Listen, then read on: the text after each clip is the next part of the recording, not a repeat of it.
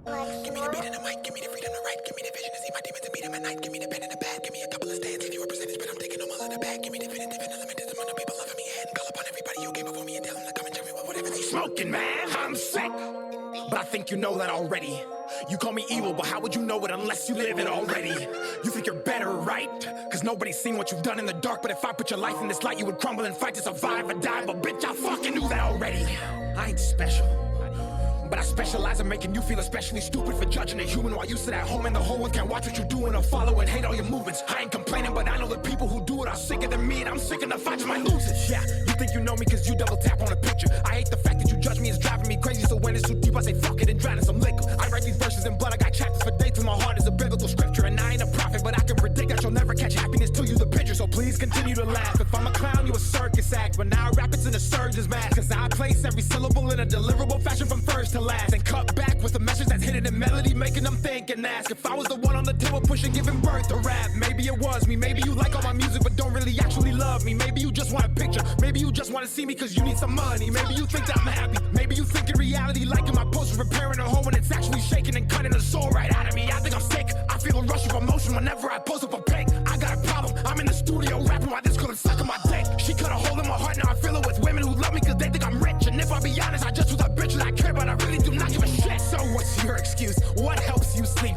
You leave a negative comment not knowing what you sow you will reap. I bet you smile when you post thinking you're hurting me, but you see the way the brain works, you become what you speak. I need peace, but y'all can offer that. I held my ground, I didn't sell my soul. I said fuck the fame, y'all can take that offer back. Fuck a shelf, you can't take me off the rack. All the fame is not worth the heart attack. You're insane, you're in pain, I can tell by what you're saying, but my bad. I'm sorry. I forgot you were fragile. I forgot someone who doesn't even know me told you I'm an asshole. I forgot that I'm the villain. I forgot that I've always spread positivity, but you think I didn't. I forgot that hatred stems from people who hate their own existence. I forgot I'm better off alone. I forgot I care for everyone's happiness, but forget about my own. I forgot I spend every waking second on my phone.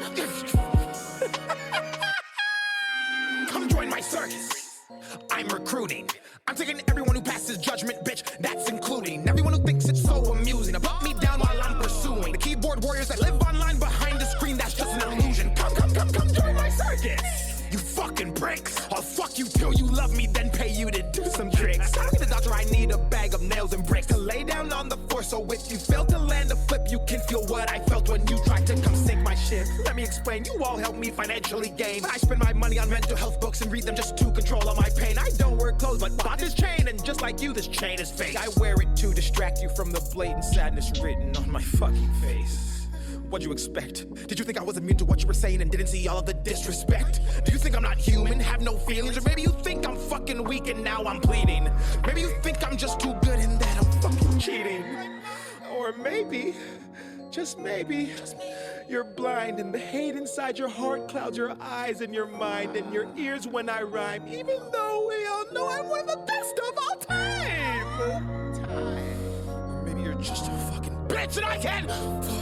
Stop comparing me to people who are not in my league. Stop saying I don't believe in God just because you can't read. Stop making fake profiles so you can spam my feed. I'm not alone, I know there's millions out there just like me.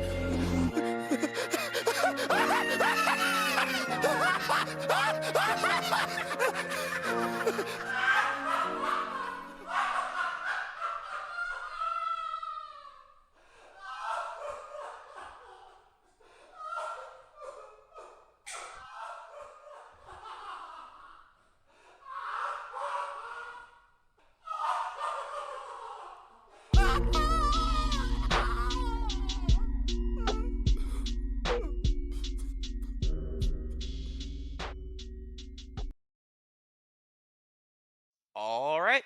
Welcome back, you guys, to another episode of These People Are Idiots. We have returned. I'm here again with my friend Cyprian Ivanov. And Cyprian, how are things in DC? I hear they're a little less chaotic these days. Remarkably so.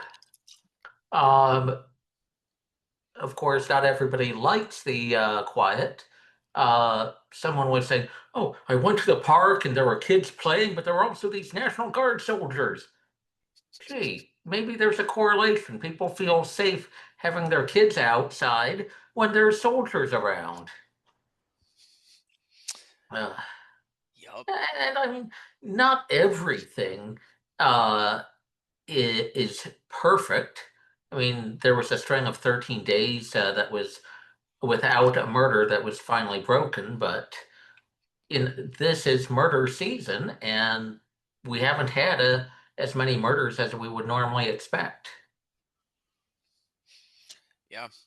Which is sad. I'm kind of imagining Washington D.C. with a board kind of that would be in a workroom. X amount of days without an accident, just X amount of days without a murder. Flip it to 13, and then I'm being like, oh, got to go back to 0. But that's not bad given how things have been.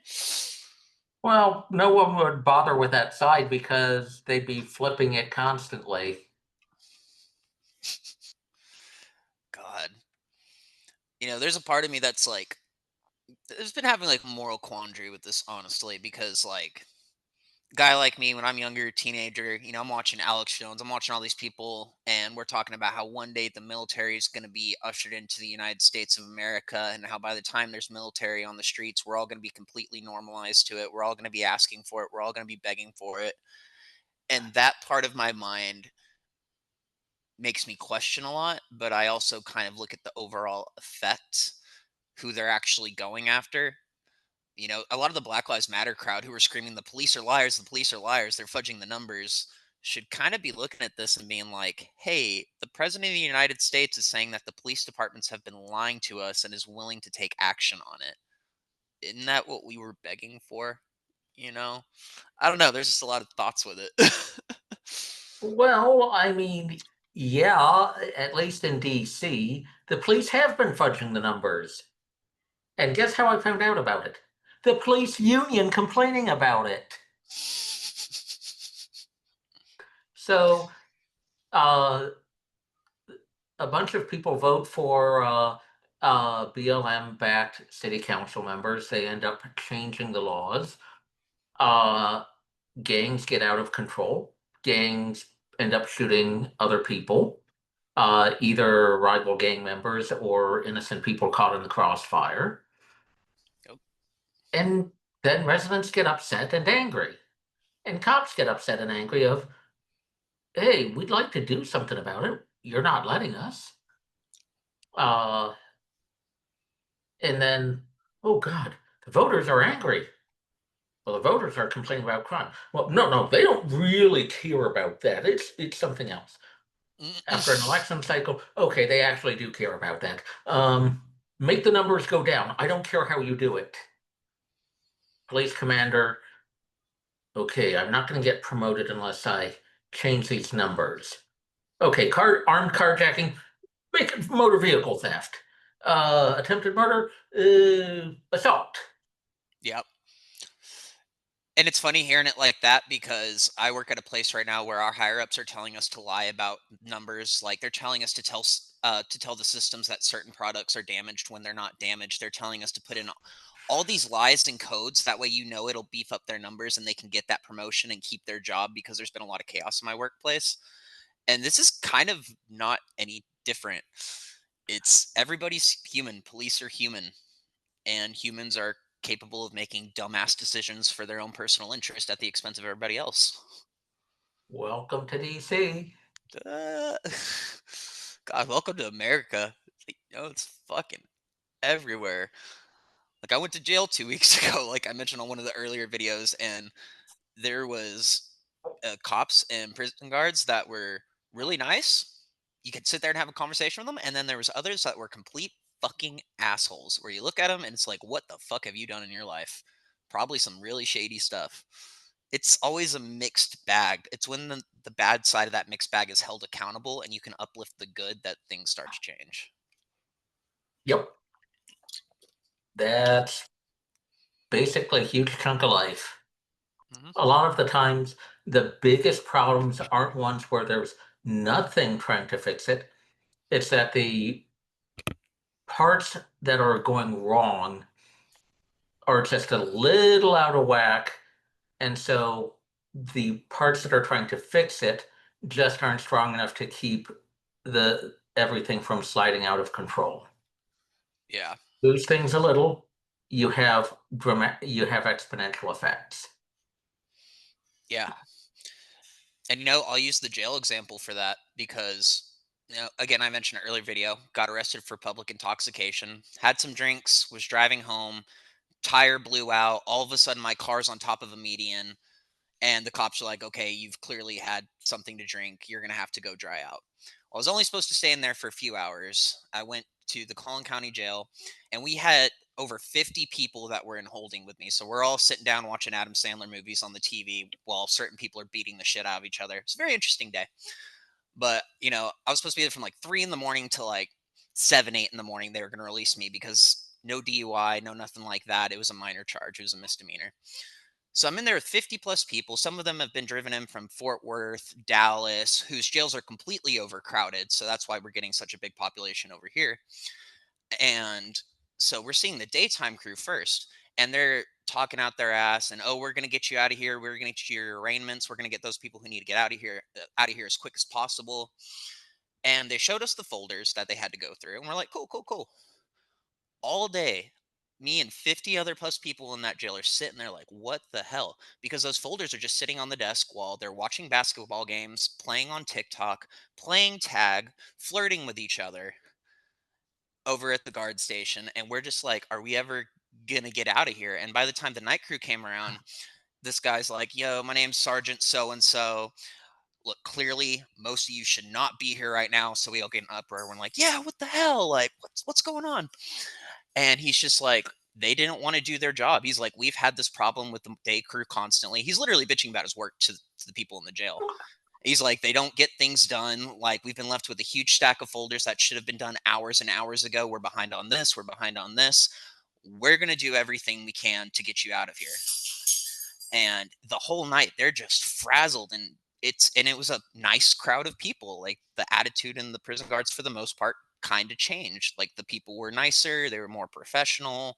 They were more willing to have a conversation with the inmates. But that day crew, it was just like you could go eat shit. You couldn't ask them questions. You couldn't get nothing done. So it's very interesting to see the dichotomy of that up close in that aspect. Well, welcome to government. When it works, it's tolerable. When it doesn't work, it's hell on earth. hmm And then meanwhile, people just get embittered. And then ultimately they snap. And there was a fair amount of snapping in there that day. Saw a couple of fights. Just out of the blue, too. Guy just walked up and he's like, hey, excuse me, man. I'm like, all right. I let this guy get up and walk past me. He just walks over to some black guy in a cast and just decks him in the back of the head out of nowhere. And I'm just like, what the hell? And then 2 or 3 other people get into it. People get tackled and thrown into a holding cell. And I'm just sitting here like, all right, society's a little pissed off right now. This is a little. I got to see a lot of the world that day. I don't know. I don't want to harp on it too much. So, It's been a dumb summer, as you can tell. even if you didn't succeed at first, at least it's a learning experience. Yeah. And it's a learning experience I needed to have. Because I got to meet a lot of guys in there with a lot of different stories. And just it's really messed up, but I want to be honest about it. I felt really comfortable in there. And that's what freaked me out leaving there is I felt really comfortable. And I don't know why. I didn't like that. And it made me want to go back even less more than ever because it was just stupid. Don't drink and drive, people. Call an Uber.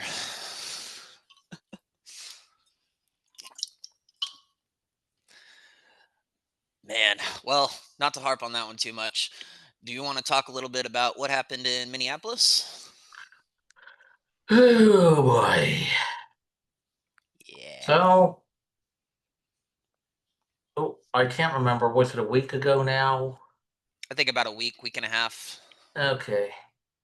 Um, a guy who uh seems to have thought he was trans. I didn't follow this story in a huge amount of detail. I know bits of it, not all of it. So you can probably add to this. Uh,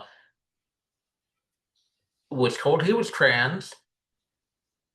Eventually concluded that no, he wasn't. It was horrible, but he was kind of locked into it Hmm. and kind of hated the world. Wrote a diary uh, in kind of transliterated using a Cyrillic alphabet and some Russian words, and but it was basically phonetic English. He and had a sense of demons. Went to a Catholic church, a Catholic school where kids were having the first religious service of the school year, and shot a bunch of kids. Two died, and then I believe he committed suicide. Uh, his father seems to have been in favor of it, or at least that's what his mother said.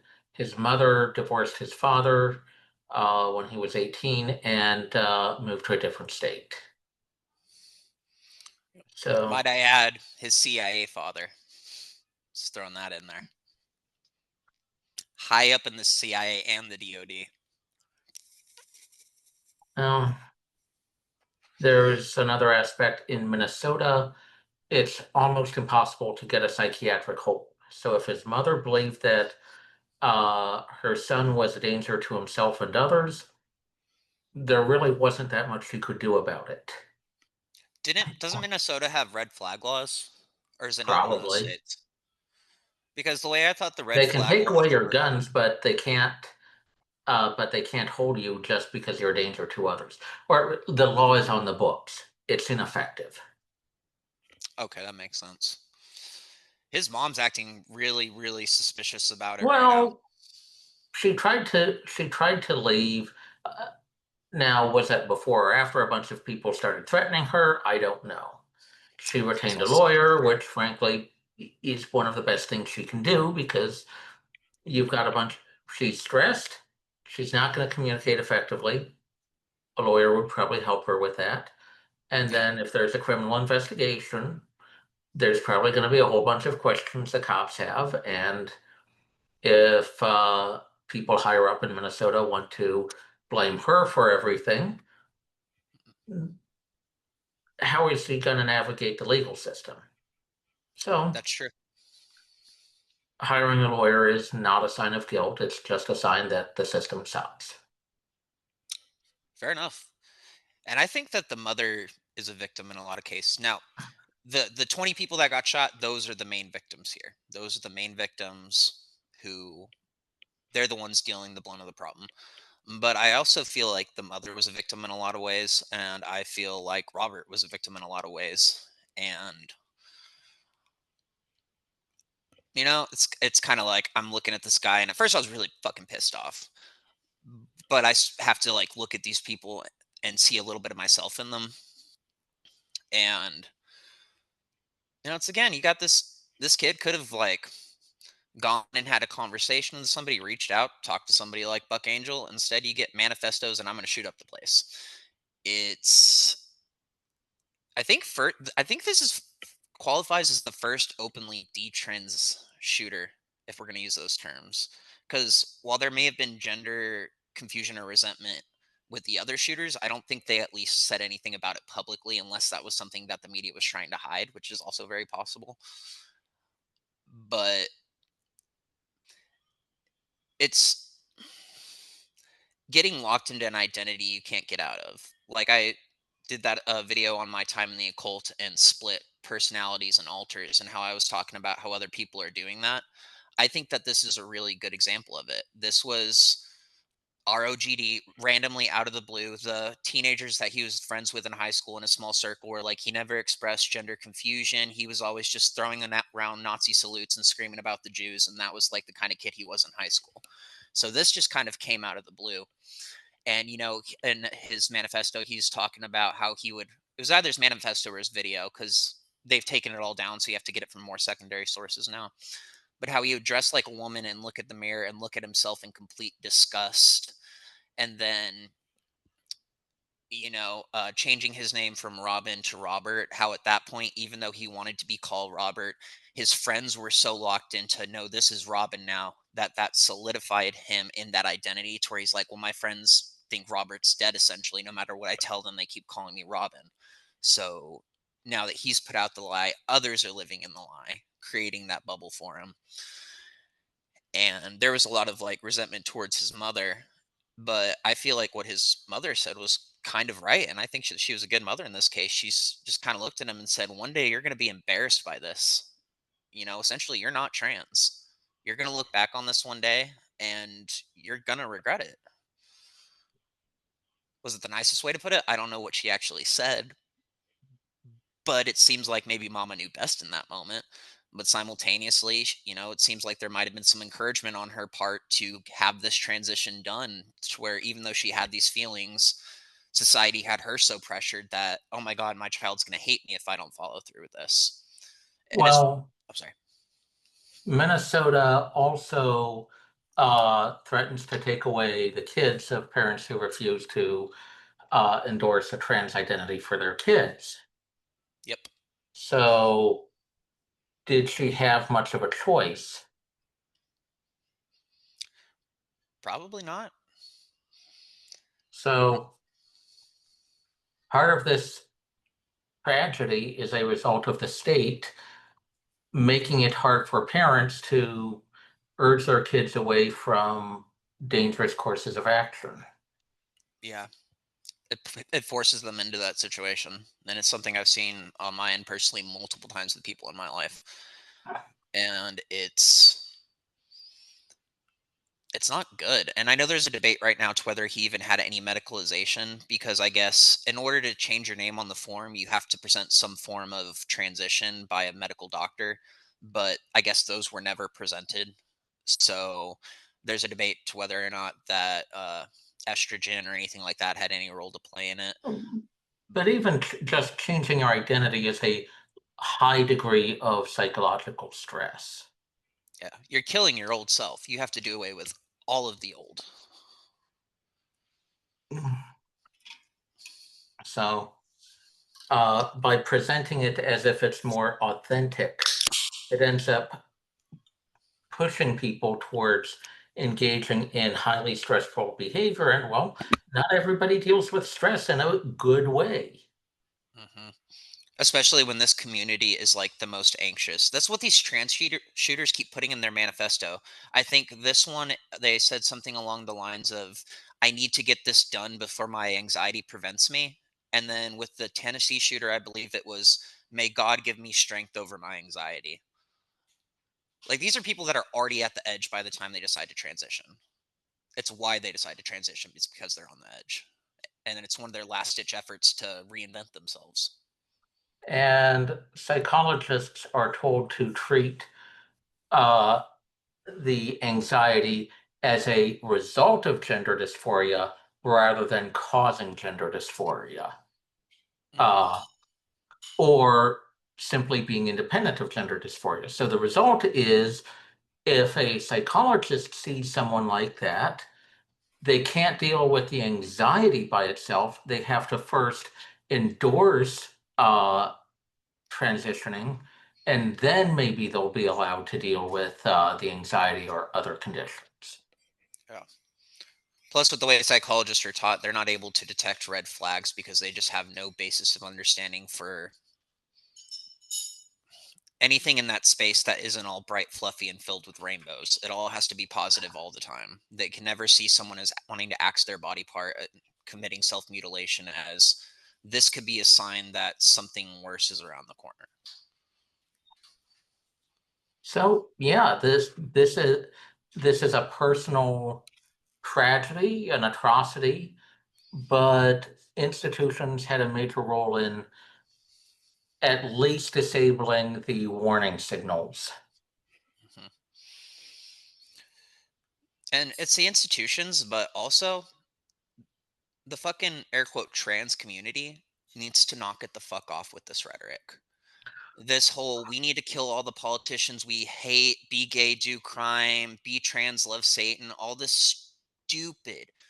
it's all these silly people that think because they're bright and colorful and because they're putting a giggle behind these nasty things they're saying that it's not causing an effect. But most of the trans community on the left right now is creating a bubble of permissibility. I watched an 80-year-old woman like borderline cry about this shooter. I don't talk much while I'm traveling about political stuff because that's not the focus. But at the moment, I want to talk with everyone about the situation and the Catholic school shooting.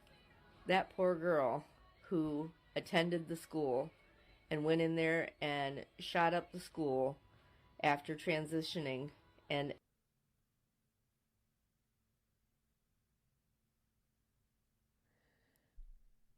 I had not pre-watched that. after attending that school, and we can only assume that that school, as a Catholic school, did not welcome her, did not make her feel seen, included, safe during her confusion. I'm not justifying a shooting. Like, how does anybody get that I'm justifying a shooting? Oh, this poor person, those conservatives, they pushed him over the edge. And a lot of these people in this country are starting to look like the grandparents of the Hamas terrorists from those old Vice videos, where it's like you're in a war zone and you see this little old lady casually talking about murder and how good it is and how proud she is of her son.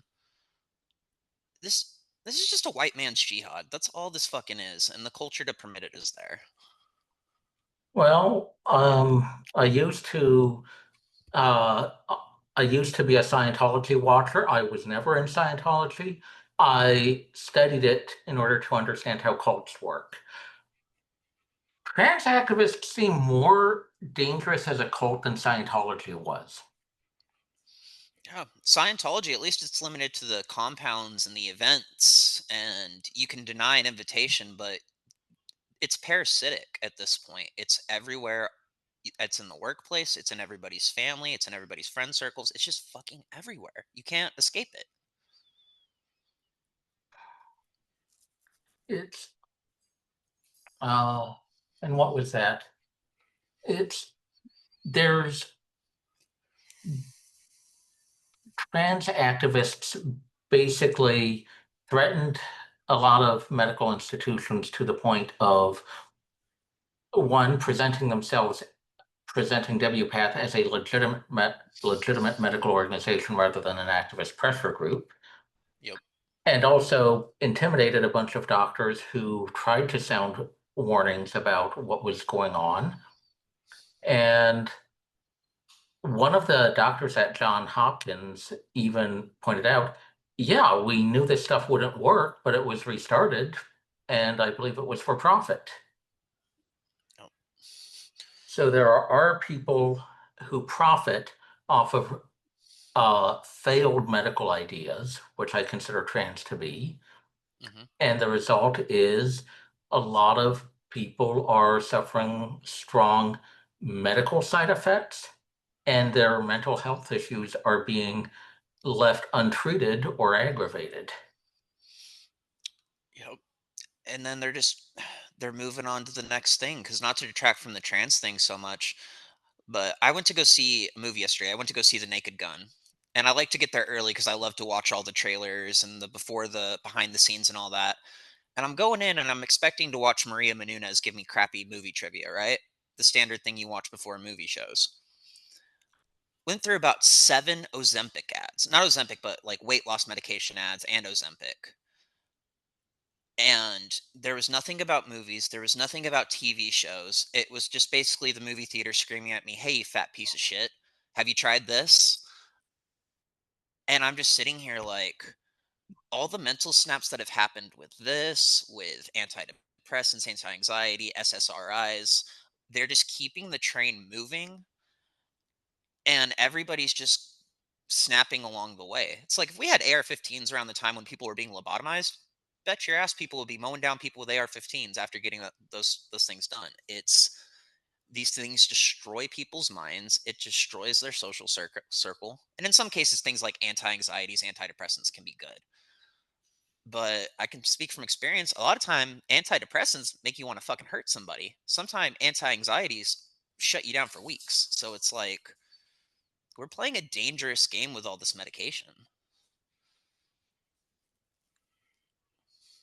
And some medication temporarily makes people more able to do something. Sometimes it doesn't. Too, so SSRIs, when the dose is too strong, can make people feel like they're a zombie or even crazier. On a low and normal dose, it can make it can shorten the period of depression, uh, but people's thinking may still be distorted until they snap out of it after a couple months. But for people with bipolar disorder, it actually causes them to go crazier because then you have more of a buildup of certain chemicals in the brain, and it forms connections that cause them to go out of control. So it's not one size fits all, but a lot of doctors don't take a close look at what the effects are. And the effort to reduce observation time has basically resulted in doctors prescribing something and then not knowing if it's going to work or not, but not checking to see if it worked or not. Or not even being trained on how to check if it works or not, which is worse because then they're just going to outsource everything to AI. But that's another topic. But it's just, Well, we've caused so much damage. Sorry. wishful thinking is probably the most destructive impulse in a complex system. And it's really all trans ideology is wishful thinking.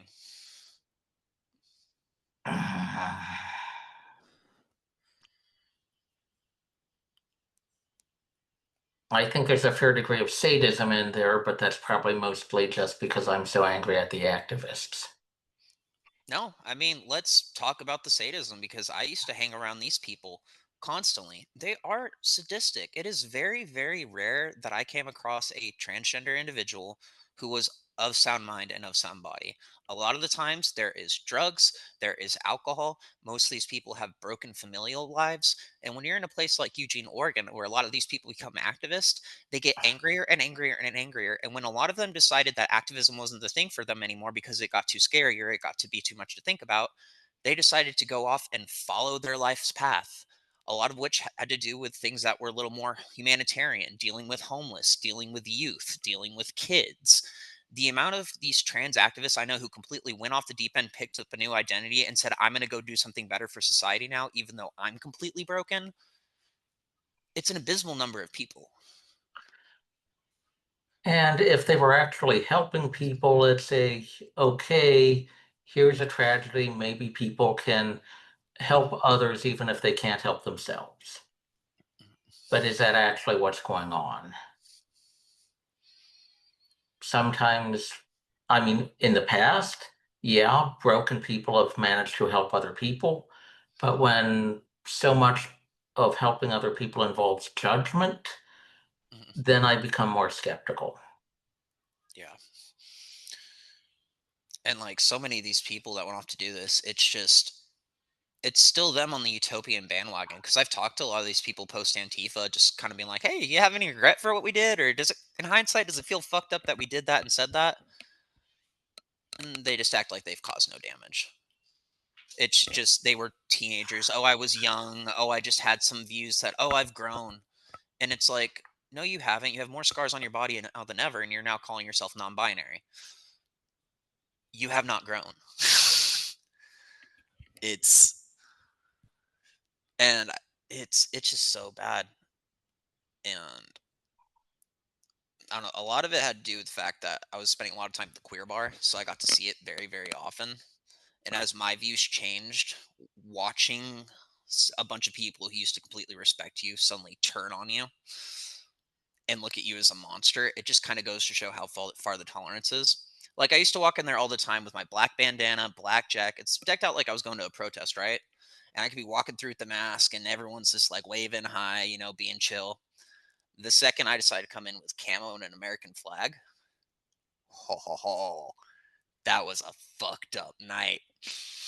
It was people got freaked the fuck out just like on impulse. And then of course it's an all gender bathroom and I had to pee while I was there. So I'm walking in like I'm some sort of neo-Nazi terrorist to these people in a fucking bathroom that yeah, has girls and women in there, which made that felt completely uncomfortable to begin with.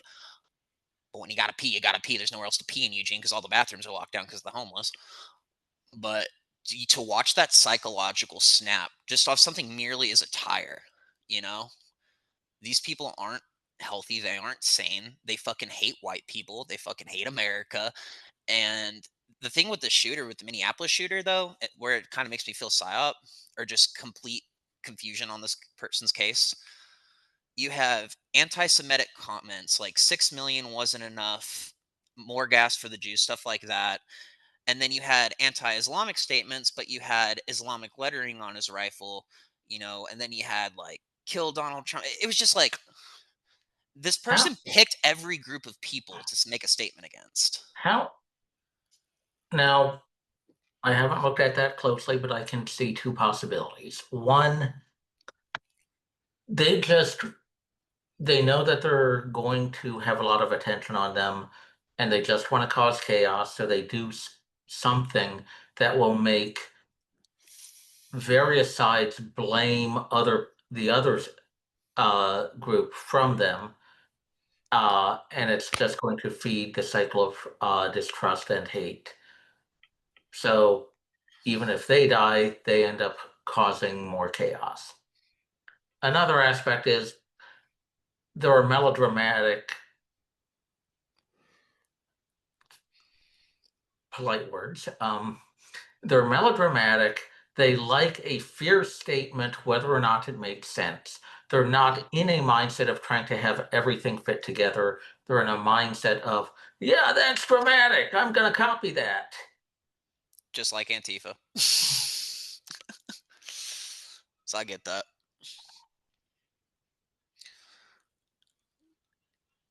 It's just so the permissibility. It's just like it's like I said last time we were talking about the shooter at Christchurch or Tennessee. Get all the shootings mixed up, but it's just evolved, and the support for it is just growing and growing and growing. Again, I say this is a white man's jihad. You don't really see a lot of black people doing this shit. You know, I don't see a lot of Indians doing this shit. I don't see a lot of Mexicans doing this shit. I see a bunch of fucking white people doing this shit. Brought to you by the people who say white people are the most evil, out of control, controlling people on the entire planet. It's like, yeah, you are. Well, fanaticism and hypocrisy are very closely related. Yeah. Yeah, I'm seeing a lot of bloodlust from certain quarters, and it's coming from people who probably have never seen a dead body. Yeah. It's I think there's a segment of the left that is gradually returning to sanity, and a group that's just isolating itself, getting more and more angry, getting more hateful, and doing more and more to justify violence towards everybody who doesn't think like them. Hmm. I mean, it's what the neo Nazis did. A lot of them Yeah. dropped off, and over time, the smaller sects just got more determined. And I'm also seeing a rise in neo-Nazis too. Wonder why. It's God, especially if we're gonna be increasing the amount of people who are going to jail while this is happening. Oh yeah, jail recruitment's gonna go through the roof. Everybody's gonna come out of freaking Aryan. But I mean, from what I understand, is after a lot of white guys get out of prison, they drop any involvement in the Aryan Brotherhood. So it's a short-term prison gang thing, not a long-term thing. Yeah. That's why I like to tell people to have grace with these people. If you ever see a tattoo, you just never know. You really don't. That tattoo might have got someone from getting raped. Really, it could have saved them from a lot of humiliation, pain, sexual trauma. Like, not saying it is a joke. I'm saying it is a very real thing. As somebody who, if I had stayed in that jail for more than an hour with my Antifa tattoos and my 1312, which is also a number associated with the Aryan Brotherhood, for anyone out there wondering, we got ourselves on that one. I was going to get thrown into the gang unit.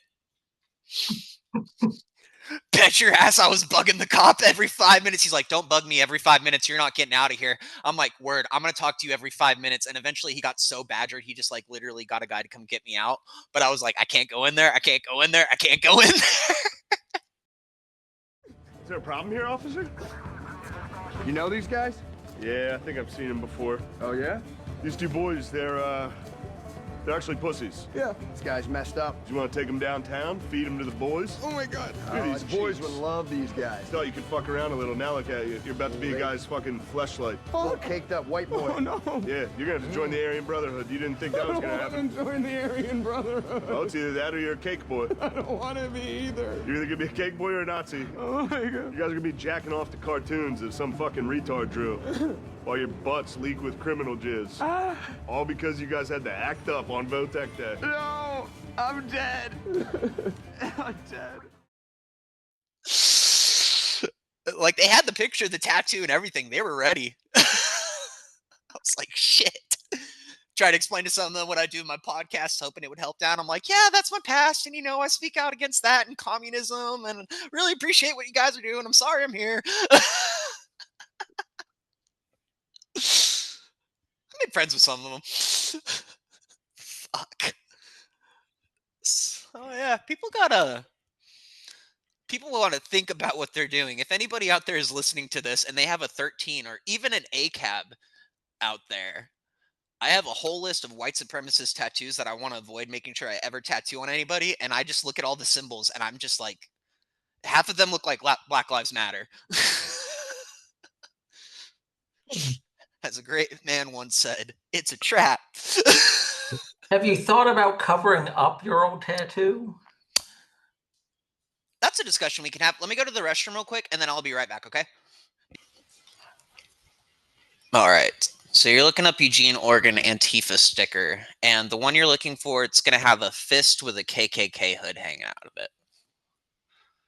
Okay. And I've seen it sold as merchandise for like water bottles and decals and stuff like that. But essentially, this image only exists because I reached out to somebody in Rose City, Antifa once upon a time, and I specifically requested it. I think I might have even sent a donation. And this person who was on Instagram was creating emblems and logos for all the various chapters of Antifa all across the country. So the image for Eugene, Oregon Antifa essentially exists because of me. But I have it tattooed on my inner thigh, and I want to get rid of that one because A, it's associated with Antifa, but B, it also looks like a fist hanging, holding up a nutsack. Here it is. I'll send it to you. Oh boy. And I have it hanging next to my nutsack. Not to be too crude, but I imagine myself being in jail and a Nazi seeing that and not getting great ideas. I never even thought of it. I mean, location. My husband was the first one to say it. I was like, oh shit. But I've got that, and then I've got the 1312 on my foot. I had Antifa scum across my upper thigh really big, but I wanted to get rid of the Antifa part, so now it's just a big black bar and it says scum below it. Oh, okay. I see it. Militant empath. That sounds about right. Yeah, that image exists because of this guy. I didn't make it because I was doing so many drugs I couldn't fucking pick up a pencil at that time and do it my own damn self. But I commissioned it. Well, I mean, one, the KKK sucks. They were a horrible bunch of people. They made the South a miserable place for pretty much everyone. It's okay to hate them. What Antifa did wrong was they used hating the KKK as an excuse to do things that hurt other people who weren't. Mm-hmm. And also, you should kind of follow the law too. Yeah.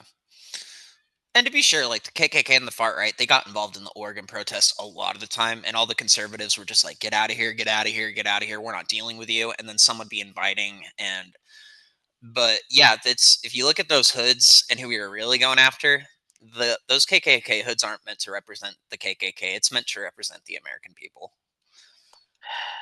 Like if I were to really look into my heart and why I requested it to look like that, it's because I was angry at my neighbors and I felt like they needed to be exposed for their hatred. Like, but Well, one thing projection is a common psychological defense mechanism, and it's also a terrible psychological defense mechanism. When some people want to feel a sense of justification or power, they will project their own emotions on other people. Now, when everybody's lovey-dovey, that's not generally all that horrible. I mean, it makes people victim to scammers and the like, but it's not violent level stuff. If people project their own hate and violent emotions on other people, then it results in kind of a self-fulfilling prophecy of people being violent to each other and creating the chaos that they think that they thought they were trying to avoid. And yeah, there seems to be a lack of curiosity by a lot of extremists into not analyzing their own assessment of a situation and just assuming that they're automatically right. By itself, that's not horribly destructive, but when you couple that with projection, it becomes horribly destructive. yeah, it's not good. And as far as the whole lovey-dovey aspect, you're completely right because as far as Black Lives Matter in Eugene, those first protests were very, very peaceful. Very much like we love each other, we're here, let's support each other, let's get our message out, let's have a good time. And then, of course, the scammers came in and the rest followed us suit. But I think so many people are still hooked on the imagery, like especially here, especially some of the younger kids I've talked to, like at my work and stuff. Their perception on things isn't the anarchy and the fire and the flames because there's been so much just puffing up of the early days of Black Lives Matter and what it was supposed to be, and they don't really understand what it became. It's been a very hard thing to grapple with people in Texas. They're like, "Why are you so on edge? Why are you so about this? You need to leave the past in the past." And it's just like, yeah, but also this is very much about to hit here. I have someone who I love very dearly, and he was giving me life advice, and I was talking to him. He's talking to me about going to college, and he's like, "Well, why are you so like picky? You're thinking so hard about this college thing." And I'm like, "Because I don't want to walk into another destructive path and have to pay thousands of dollars to be indoctrinated." And what I was told is DEI is illegal in Texas, and I was just like, It hasn't stopped them much before. "Yeah, it just gets rebranded. Then it's social and emotional learning, which is something my mother in the education system is taught constantly. It's all they do is rebrand, move. They're shapeshifters in that aspect. It's very worried about Texas right now because they have the rose colored glasses, which is a good thing. It means there's a sense of privilege that you haven't had to deal with this level of destruction and depravity and seeing all this violence. But that's the blinders that I feel like are going to get a lot of people. That's the lovey-doveyness to where the scammers are coming in and people aren't really thinking about it.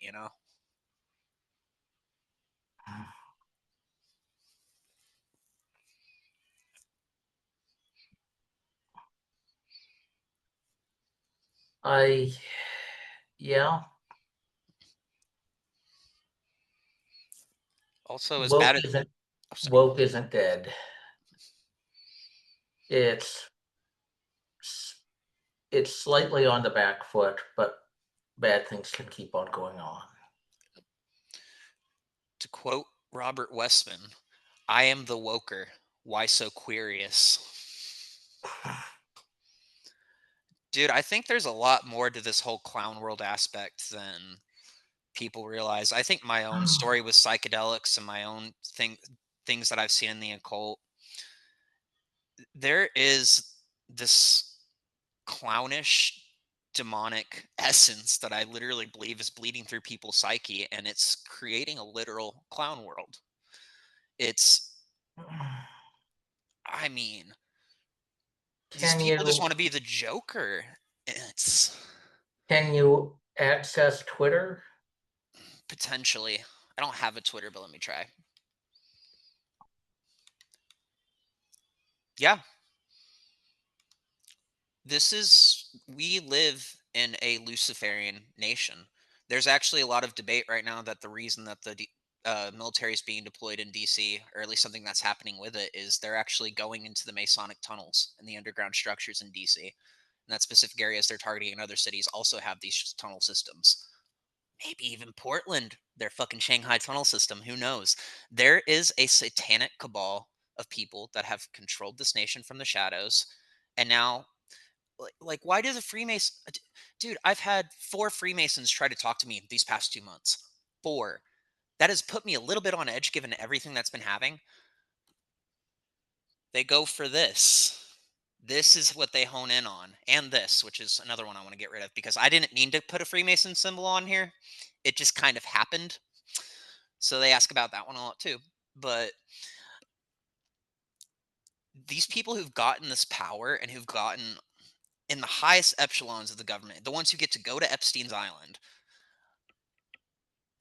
they now have a public that is ripe for the picking because now everybody's a little Satanist. Now everybody hates God. Now everyone wants to be a different gender. Now everyone wants to be a different animal. Now everyone wants to talk to demons.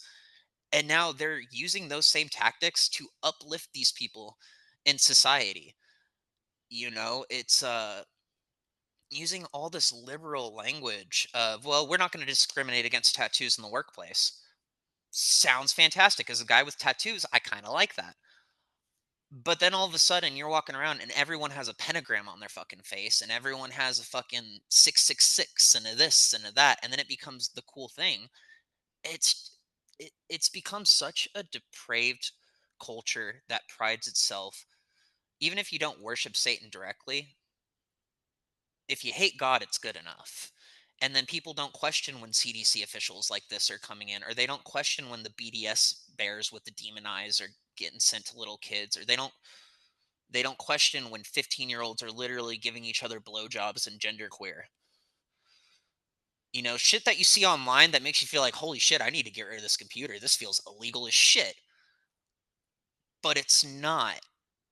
And that's a fucking problem because the more this is allowed to be permissible and the more that Satan's cool, we see as Satan as this great champion mascot, the more and more we're stripping ourselves from our humanity. If you were to look at all my art from the Antifa days and when I was in the occult, it's dark. Like dark, dark, dark, dark, dark, dark, dark. Like things that like recreating images in my room and distorting them and putting things on the wall like, do you want to go kill God? Or severed goats' heads, or fucking women in chains with fucking slashes all over them, and fucking just depraved fucking madness. Because that's where my mind honestly was in the darkness. So to know that there's public officials who are having the same kind of like, oh, it's just, and the reason that I think that there's something deeply psychological to this, and I do think that it literally does come from a demonic essence. So we'll take into account the story that I've told on the channel a million times into you of Shamrosh and the mirror and the acid and the LSD and the jesters, and take all the symbols, all the imagery, right? Look at Hollywood right now this year specifically. Look at every single fucking horror movie. It's all shadow people. It's all giants. It's all clowns. It's all movies on invitations to other beings. I was watching an Amazon commercial in the movie theater. in between all the Ozempic ads, and they were trying to do a horror thing. And I can't even remember the beginning of it, but this black guy walking through a college, and it's just really dark and really gritty. And then he walks into the bathroom, and there's just a smiley face on the mirror. And the whole time I'm watching this thing, I'm like, this feels like some of my bad acid trips. Right now, there's a movie called Weapons, which is basically about a teacher who's being accused of luring these kids outside of their homes and leading to their disappearance. And they all get a big, wide smile on their face, and they cross out their arms and they run off into the distance. So when the movie Weapons came out on the East Coast, you should look up these videos real quick. There's been videos coming out from 12 to about 3 or 4 in the morning, which is for people in like the occult or spiritual spaces. This is when prime contact time happens. There's been ice cream trucks and black vans going around suburbs playing the and kids are disappearing. People on TikTok have been noticing that ice cream trucks are showing up to their neighborhoods at midnight trying to lure kids with their loud music. Did anyone hear that hello? Like the bouncing noises, but this taking place in the scariest alley that I've ever seen is crazy. I just don't understand what someone would benefit from doing this. Like, there is no way that some kid is gonna come running up to you at 2 a.m. asking for ice cream, right? Like, people are telling their kids not to do that. The problem is they go to these sketchy neighborhoods where maybe there isn't like any supervision happening. The cops are probably not roaming these streets as much. So I guess this ice cream truck ended up drawing the wrong crowd because a bunch of adults ended up showing up at 11 p.m. I know that guy was pissed. I don't know what his intentions are, but I know it's not to sell ice cream. And there's a whole line, like people are waiting. To be fair, it's not uncommon for ice cream trucks to pass through neighborhoods on the weekends, especially during the day, but that's not what's happening here. For some reason, all over the US, these trucks are showing up in the middle of the night in really sketchy neighborhoods.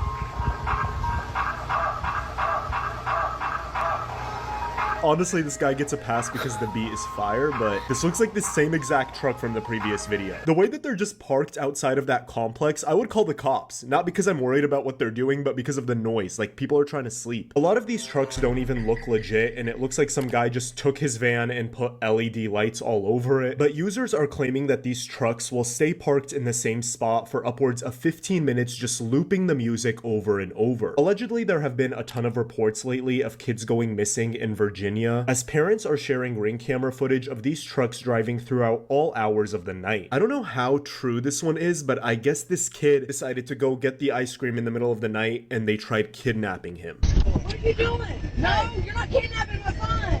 No. What are you doing? Your man is parked outside my house at 9 o'clock at night. Like, there's no kids out there. Nobody's getting ice cream.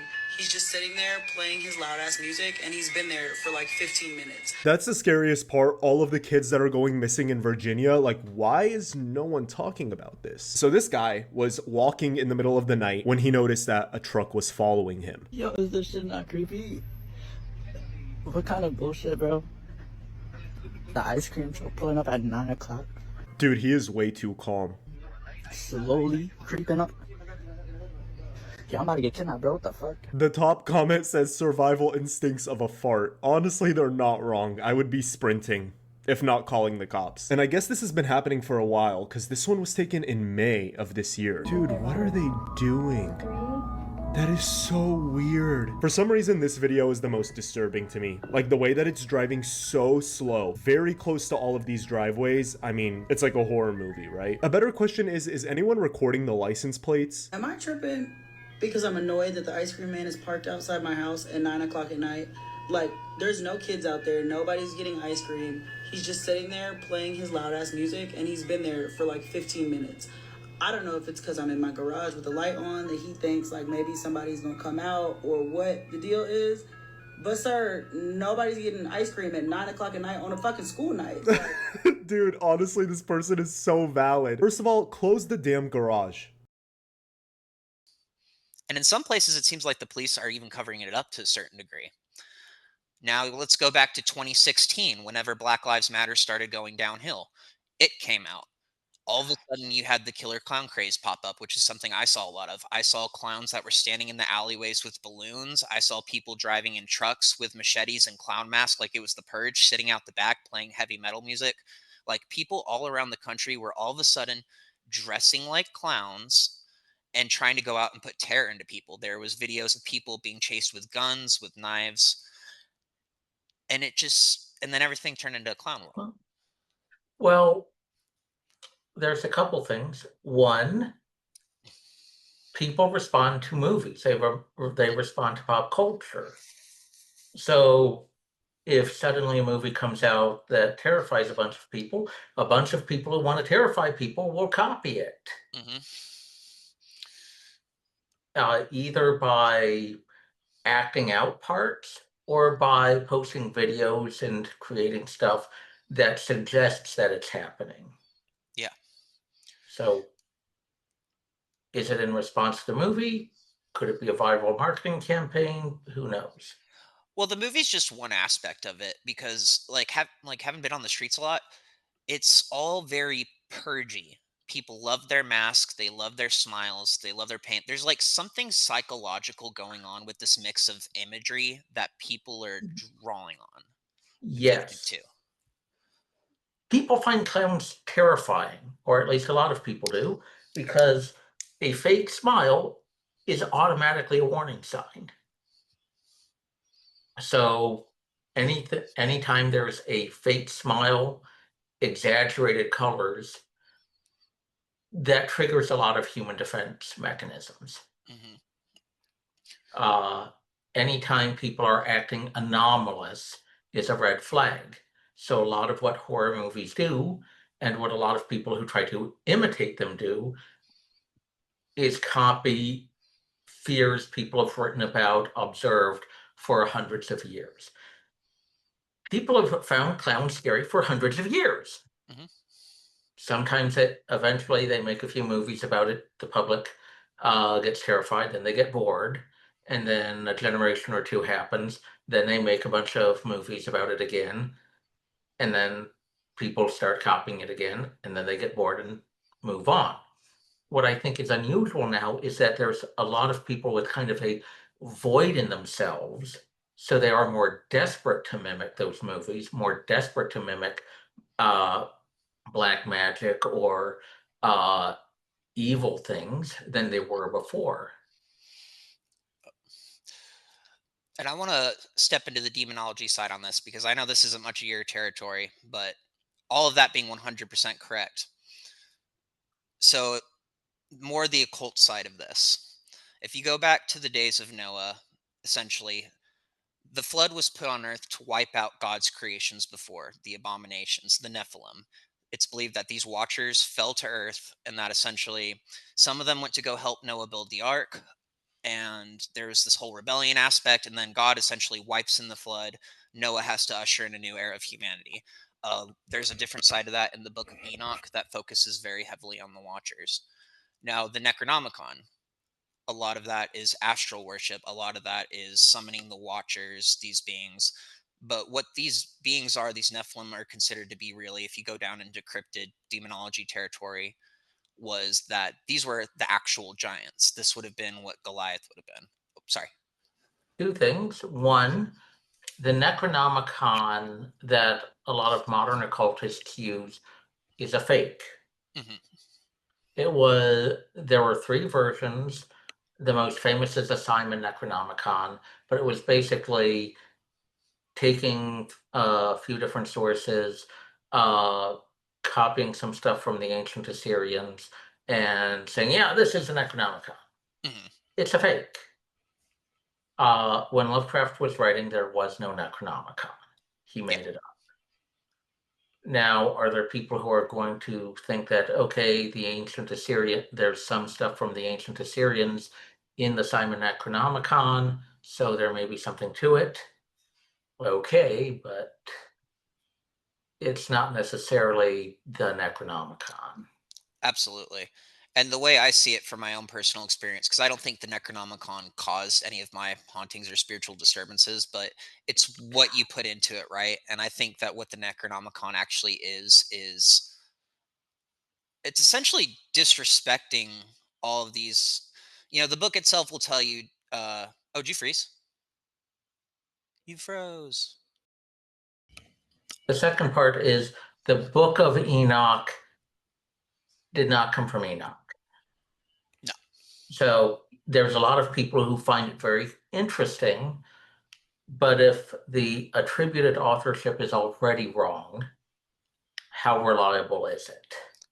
Well, there's also the added fact the disciples actually did follow the Book of Enoch, because that book was around prior to the days of Christ, and it was followed by the disciples, to my understanding. I haven't heard that. What evidence do you have for that? Podcast. But it's something I've heard a lot, so I mean, worth looking into. But I think what you were saying earlier about there being an empty void and this, these symbols, this essence being something that fills that void. That's kind of how I see the Necronomicon. And when I look at the Necronomicon in Hollywood and all these other things, that they're just getting so demonic in nature because I think a lot of people who put out these types of things have a deeper understanding of demonology and the occult than they let on, and they like to express that artistically, and then it comes out. But I also think, like, in the sense of like H.P. Lovecraft, for example, a lot of what he had came from dreams. A lot of my artistic inspiration, what I put onto the channel, has come from dreams, and not just regular dreams, but very demonic, very specific, very lucid dreams. And there seems to be some elements that are coming from these dream states, these other states of psyche or consciousness, whatever the hell, or when you're in the psychedelic state, that we're bringing them back with us into the physical, and it's causing an actual physical reaction, which is why I believe that there's other entities on the other side. But at the very least, if you just see it as visual imagery or symbols, it's I think Halloween is where we see it the most, to where all of a sudden there's giant skeletons and there's the clowns and there's the this and then there's the this. It's like the more we're feeding into it and the more we're creating, it's almost like an invitational force to these dark entities, which I believe I've invited into my life multiple times. i- Which, if you boil it down into occult terms, these are the Nephilim, because whenever these things were banished from the earth, they wanted to come back. They can never fully be gone. There's a spiritual veil there, right? And as we approach these end times, again, this could all just be manufactured by the elite, but it all feels like we're in a giant ritual and like things are getting very literally demonic. Well, occultism, religion, and science are all efforts to understand reality. And sometimes ideas overlap. So the idea of egregores, do you know Yeah, you've egregores? explained that before. Yeah. Okay. Can be understood as an early way of understanding the nature of network effects and the way groups start to take on new characteristics as ideas and behavior spreads. And I don't know exactly what you mean by the Nephilim. Now, some aspects of that sounds a bit like an egregore. Some of it just sounds like the effects of people crossing psychological points that makes them more likely or less likely to do things.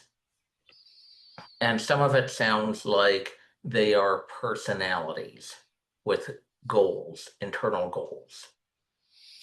I think it's a little all the above. Because, like, while I try to keep it like 3D physical with you and try not to go off into kooky territory, if you want to look at the way I see it, I believe that the beings that the Native Americans and the Aborigines and a lot of people in different occult orders, different witches, warlocks, I think the beings that people see whenever they're under psychedelic medication, sleep paralysis, things that get summoned in the black mirror, I think that no matter what name we attribute to them, it's essentially the fallen demons. I think that these are beings that want to come back to Earth, and I think it plagues on humans or feeds on human suffering.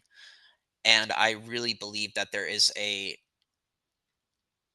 more than just symbolic or metaphorical aspect of demons driving this.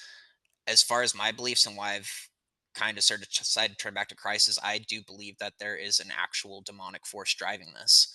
I think that the people who rule us know this. It's just everywhere. Everywhere I look. Ever since I decided to have the prayer where I said, okay, I'm going to renounce the occult. Whenever some people give their lives to Christ, they're like, I was able to put down the bottle. I was able to quit smoking. I was able to quit doing this. I didn't get none of that. I'm still struggling with that.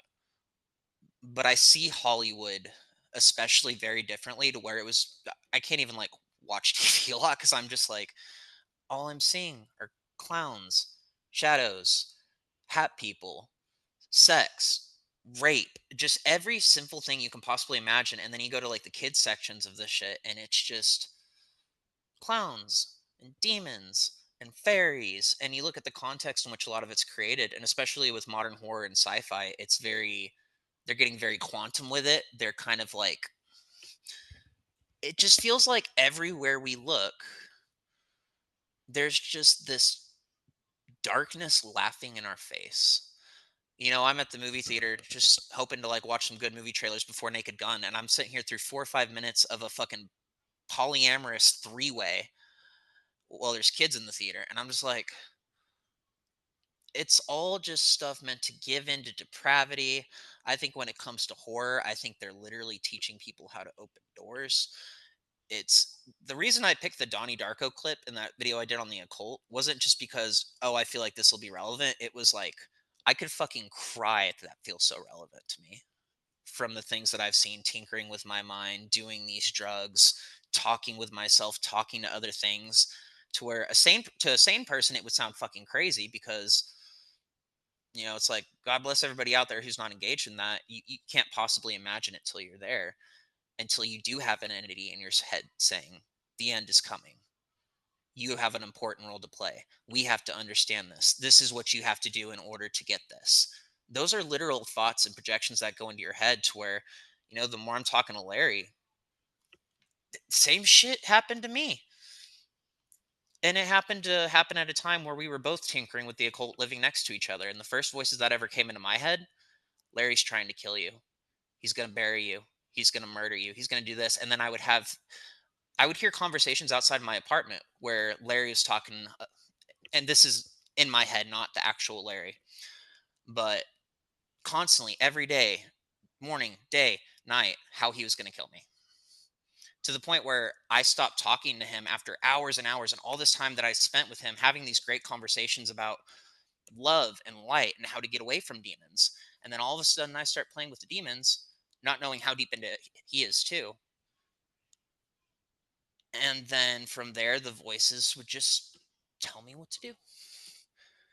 And that's psychotic. But I think it's what's happening to a lot of these shooters. I feel like a lot of what's happening right now is a fucking psyop. And our mix of Hollywood imagery, music, which does boil down to frequencies and having different causes and effects. The type of music I put on this channel, or again, that I put at the beginning of the occult video, imagine that type of music and that type of imagery flashing around or bumping around in your head all day while you're just reading about demons and watchers and this, and oh, it's time to do 3 drips of LSD and stare into the mirror for 5 hours. But if you look at Hollywood and you look at this music, it's teaching us how to do this because all my generation sings about it and now they're all making movies about it. And I feel like it's presented in a fictional form, but that veil between fiction and nonfiction is just getting smaller and smaller and smaller. And I believe that if God did create a flood to wipe out these demons before the days of Noah and they vowed to return, this is whenever the hell it's happening. Wasn't it something like the army of Satan was going to reach like 200 million soldiers? Elon Musk has like 2 million robots. You have all these people tinkering with the occult, especially at the highest echelon, where they're willing to traffic children in underground tunnels.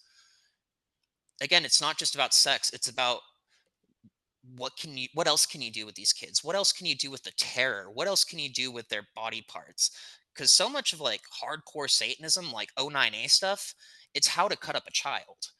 It's how to drink from their organs. It's how to do all of these things. And when you have millions and billions of dollars and you have clubs all over the world built around this, and again, they all go to Epstein's Island and then they go here and then they go here and then they go here. And then all of a sudden we have politicians who can't say anything all of a sudden. It's because they're all compromised in this. And because the people at the top, at the very least, they think that they're summoning demons. I'm sitting here at the bottom thinking, well, shit, I'm summoning demons. There's no difference between what's happening at the top and what's happening at the bottom, other than the fact that my generation is just doing what these sick fucks did in the shadows for years.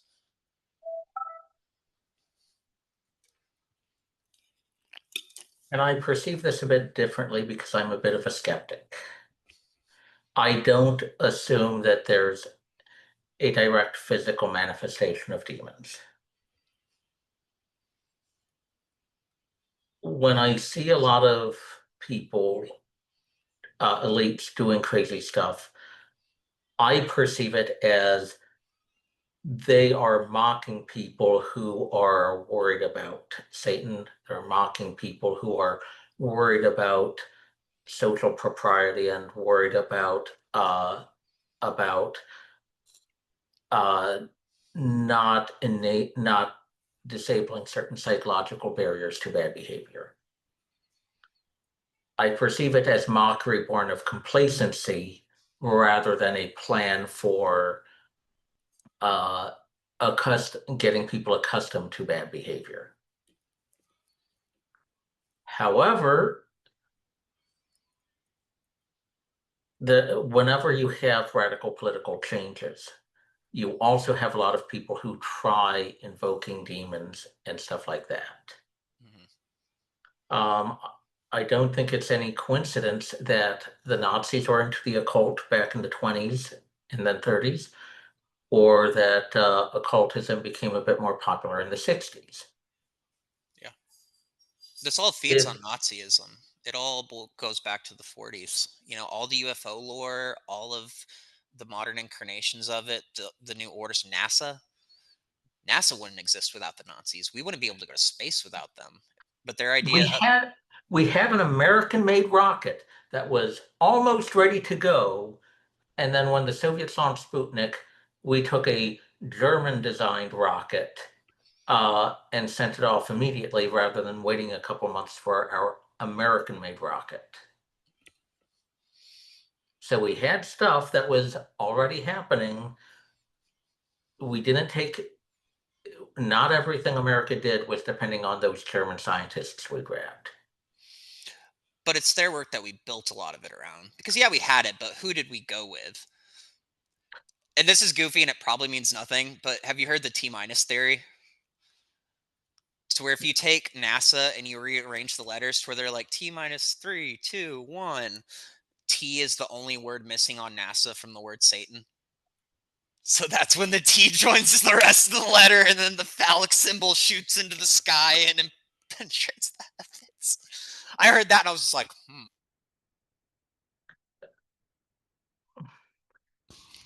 If you rearrange enough stuff, you can create something horrible about anything. What's it going to take for you, Cyprian? When are you going to believe these are satanic devils?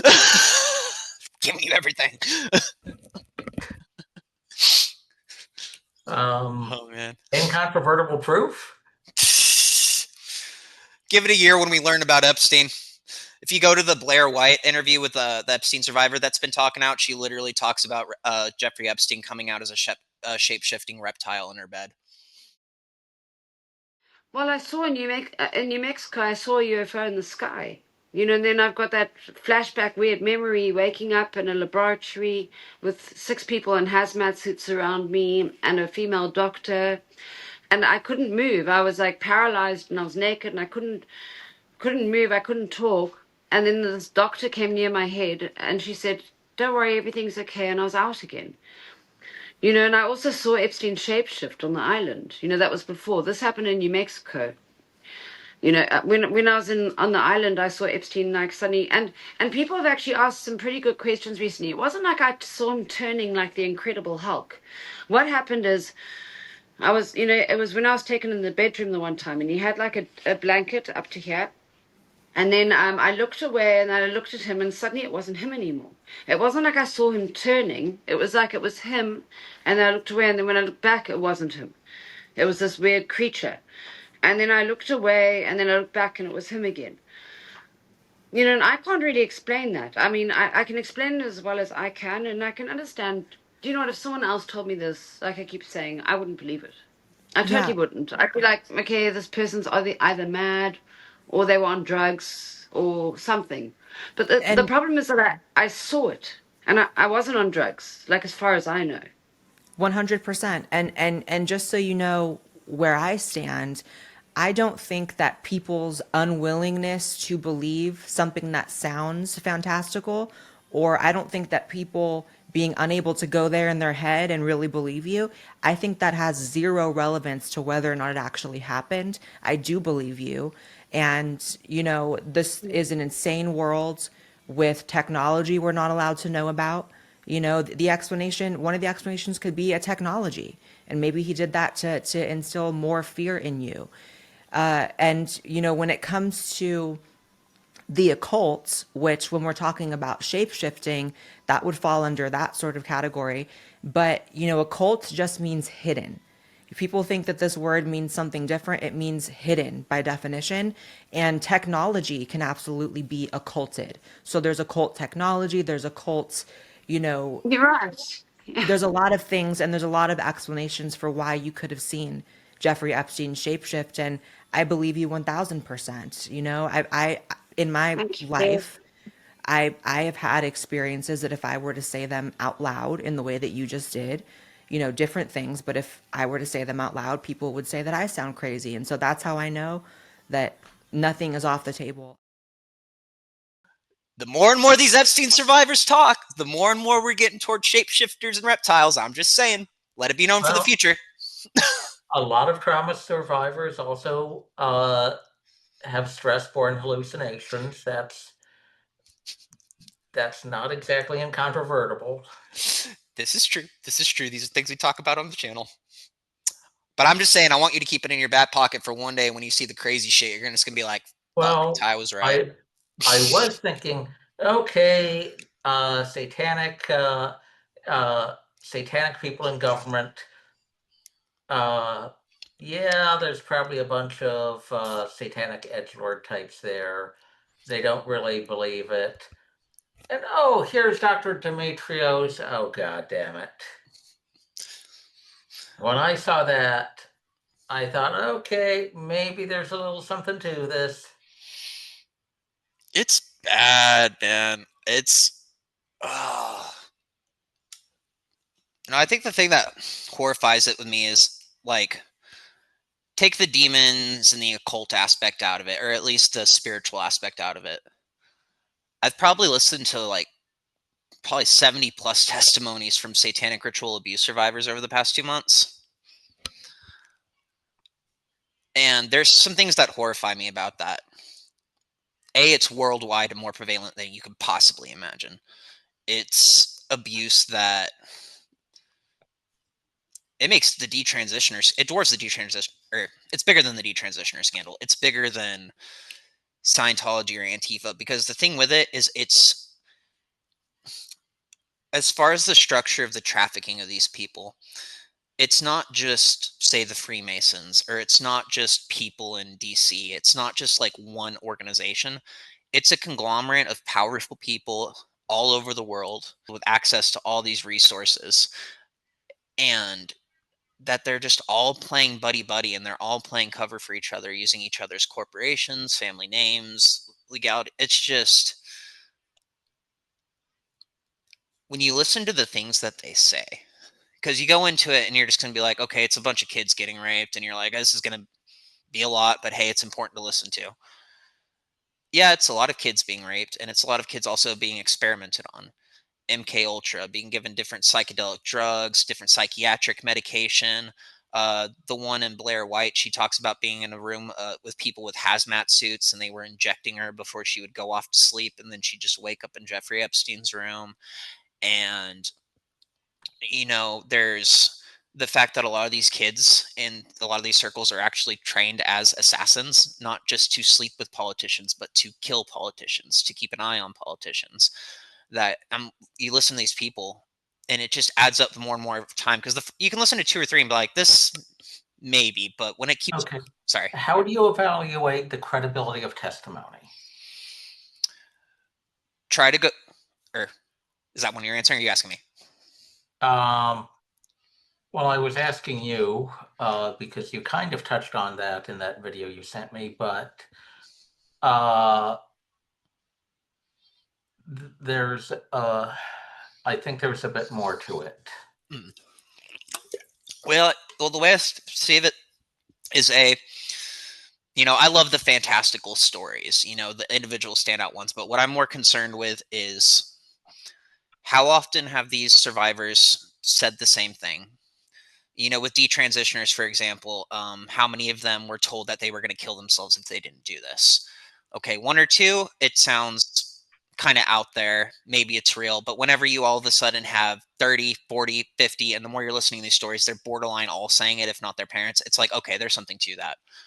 I think the same could be said with satanic ritual abuse survivors. Same way it could all be said with white supremacist is when you have enough people speaking out and you not just watch it for what are they repeating, but also what are their psychological triggers? Are they getting choked up? Are they looking away from the camera? Like trying to read their body in that moment. And a lot of the times when it comes to these ritual abuse survivors, they start to break down. A lot of them shut down.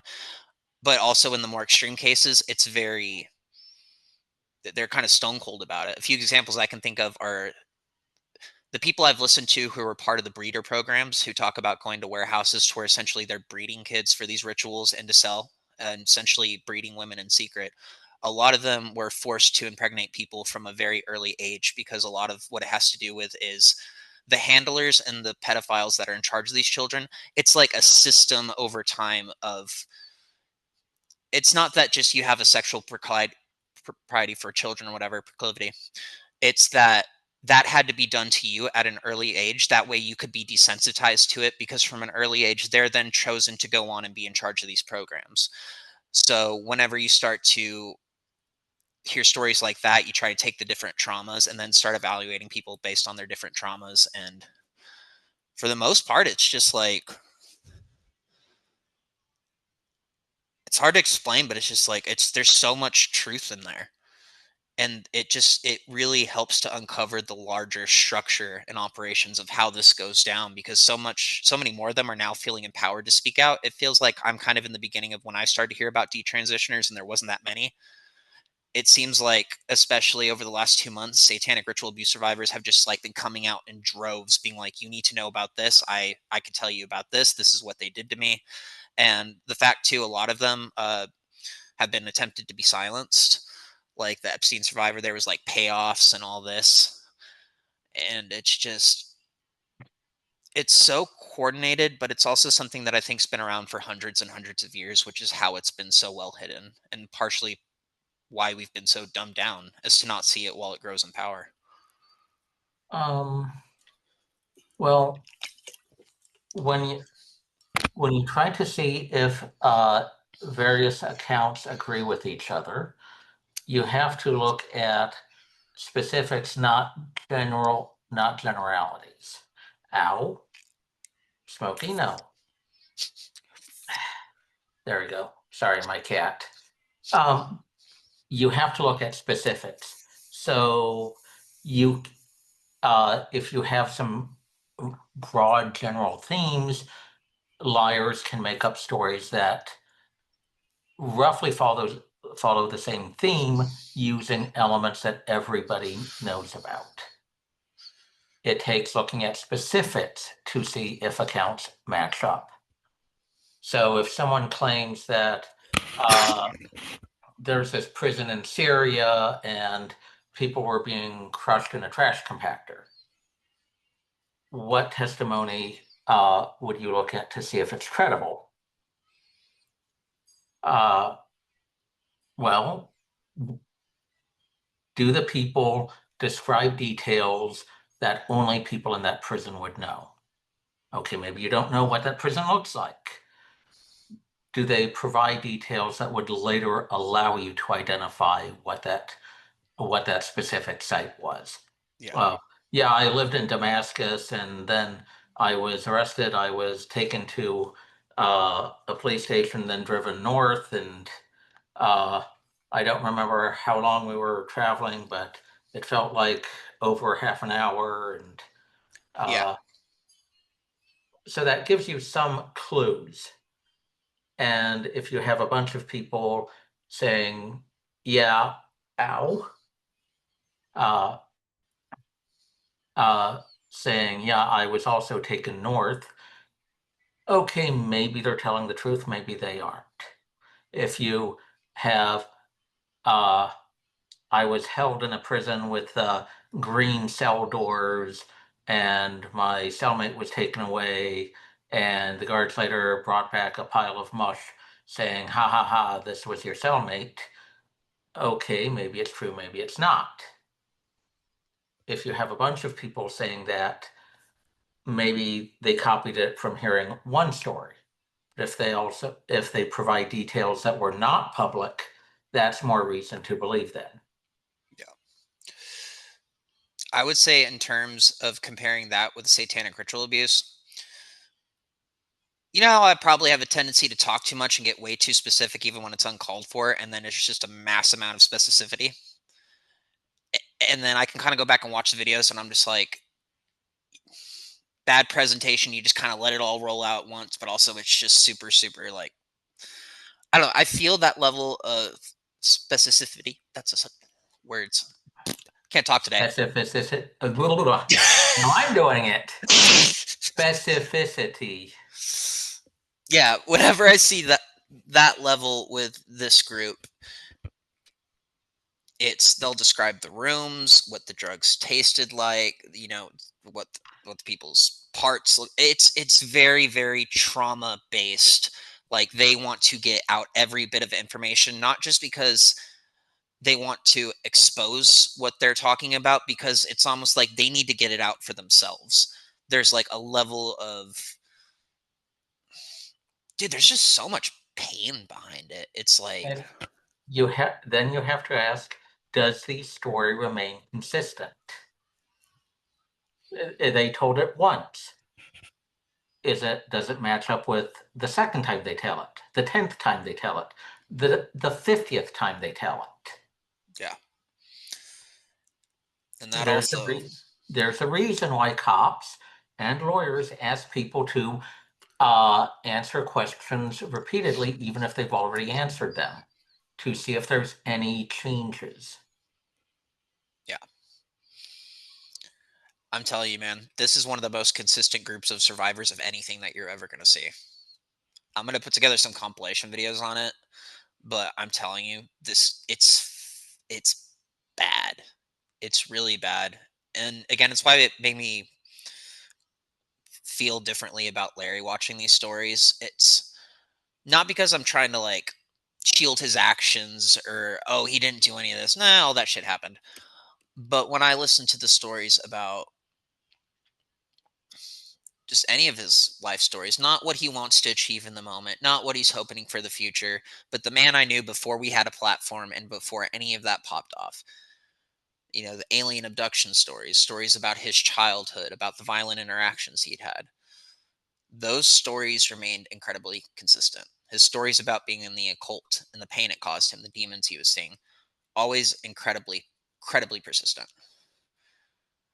Towards the end, he was going off the deep end. I noticed some stories were beginning to change, which is why I suggested dementia. Not because I wanted to shit talk him, but if you're going to stab a fucking dab tool into your eye, eventually you're mentally going to start to deteriorate. I do believe that he was demon possessed to a certain degree. I believe he was dealing with the amount of MK Ultra that I think a lot of people in society are dealing with now, because I don't think it's necessarily targeted anymore. I think it's AI driven, and I think it's just everywhere. But the stories about his childhood, being sent away from his family, living with witches, being dosed up on drugs, chased by elementals, put in all these weird situations with all these different weird people. Larry didn't have the language of, he was trying to understand why that was happening to him. And the more I'm looking at these satanic ritual abuse survivors who are working with people who understand what Larry has gone through, that's what's freaking me out and selling it a little bit for me, is they already know what they're going through. Larry, to a large degree, is still actively going through it and putting himself through that. But if you were to take the stories of his childhood, his interdimensional contact, his drug stories, his trauma stories, his suicide attempts, seeing the numbers, hearing the voices, you know, being a part of the Freemasons and getting close to that world, the same lines up with all of these satanic ritual abuse survivors. And one of the reasons I knew Larry was going off the deep end is because his YouTube account was on my channel, which was a big cause for concern. I can see what Larry was watching and what he's creating playlists for, which, Larry, if you're listening to this, it's not to creep you out. I was just worried about you, buddy. I just wanted to check in. I didn't see anything about satanic ritual abuse survivors. Anything about these people. Like, he wasn't studying these types of people. He wasn't looking at that. He was just telling his own story, trying to get answers, and in the end he got driven crazy. And I feel like I've kind of found some of those answers, which is why I'm wanting to present it on the channel, because I'm just like, this is them 100%. Okay. Another thing you can look at is, do the emotional responses match up with what people are saying? Now, it's not a one-to-one thing, because people can show signs of stress because they're talking about something horrible. They're lying, and they're trying to control the stress of maybe the people will find them out. Or maybe they're just stressed in general because life is stressful. One thing that is suggestive is if a person seems to be smiling and trying to hide a smile when talking about horrible things. So you can try to look at emotional reactions. It's not always reliable. It's less reliable than seeing if the story changes, but it's something doable. Well, let's use an example for that, because I know I sent you some videos on Nathan Reynolds from the Larry Was Right video, another letter to a friend. I included his testimony in the end of that. You had some reservations about that, and I was kind of curious about that, because I love his testimony, but I'm also not emotionally attached enough to where, I just kind of want to pick your thoughts on that if you want to. Reynolds makes a number of allegations that are kind of impossible to verify. That doesn't automatically mean they're wrong. It means you can't trust it until you can try to verify it.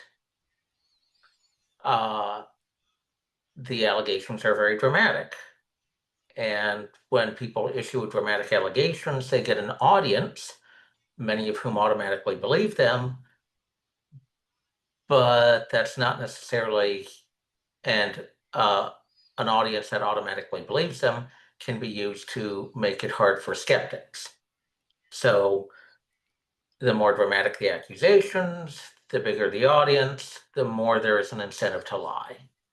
So that makes me a little worried.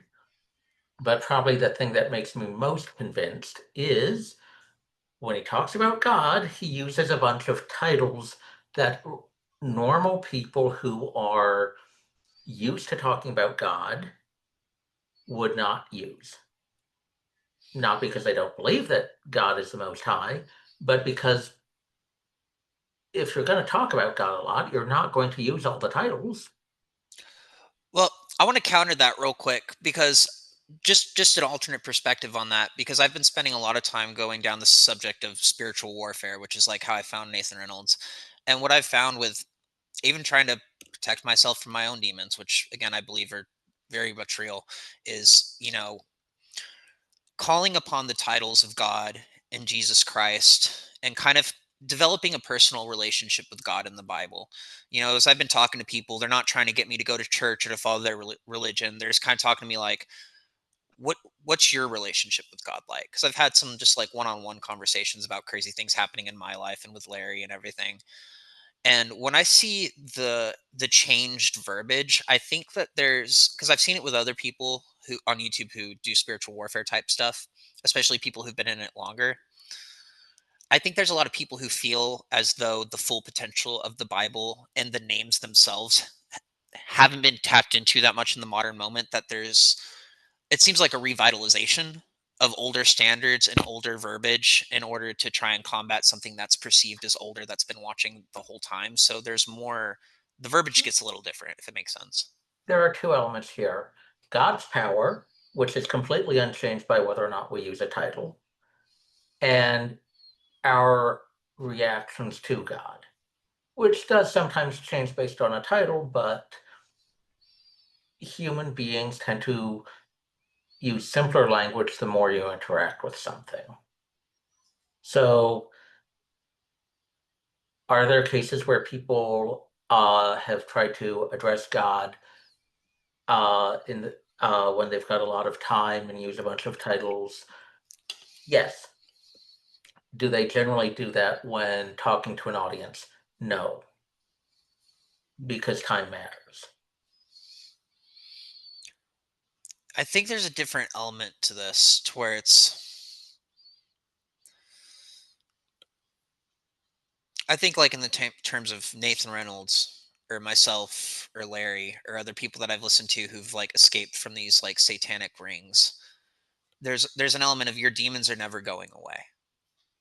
There's an element of kind of where I'm feeling right now, to where it's just like nothing else has worked to get rid of these dreams, these visions, these terrors, these manifestations, these thoughts, this pain, these familiar spirits, this generational trauma. But it seems like this one book gets the job done. And it seems like with people who are breaking away from the occult, who've gotten into such violent and negative degrees, that it does kind of have to become a this is the rest of your life thing. It doesn't matter when you're on stage or doing an art project or doing this, you are having to put your full intent to making sure that this demon does not manifest in this moment. And in the case of at least Nathan Reynolds, having altered personalities. A lot of these satanic ritual abuse survivors have had new personalities completely coded into them through structures of abuse, MK Ultra, drugging, just all these things.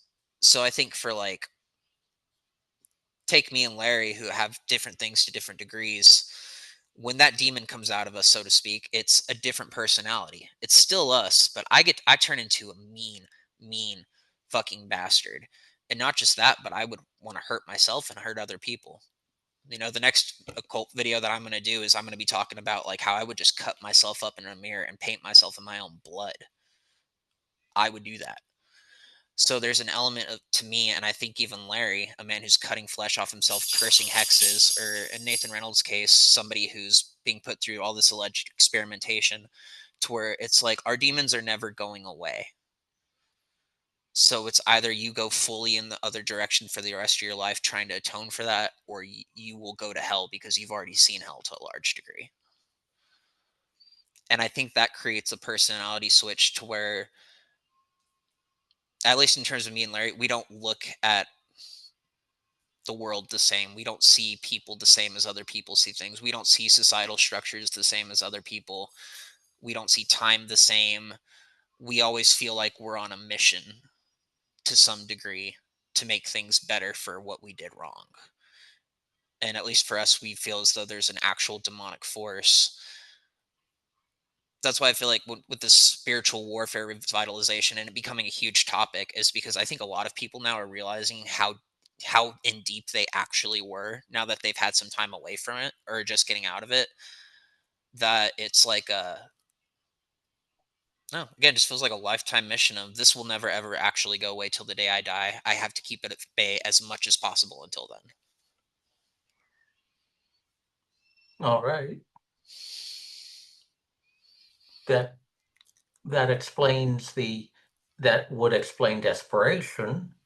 It doesn't explain speech style. Okay.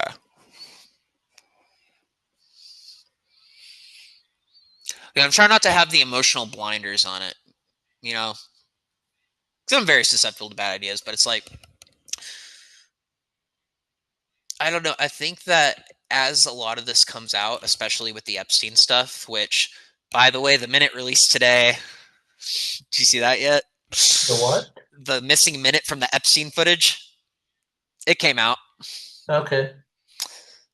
Like, these people are fucking liars. It's like all they want to do is cover up their fucking shit, and they will use and mangle anybody in the meantime to get what they want. It's no different than the Nazis.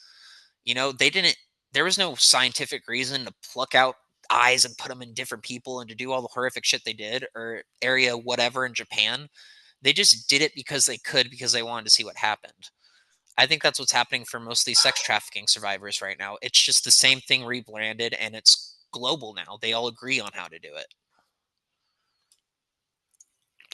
The Mengele's experiments and Unit 731's experiments are a bit more complicated, but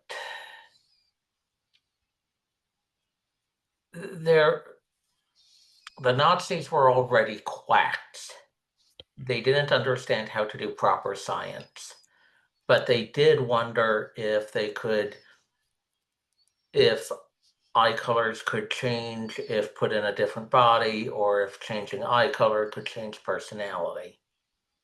Now, we know that's absurd now, but there's still those who believe the same way that people still believe that the Germans had an efficient economy.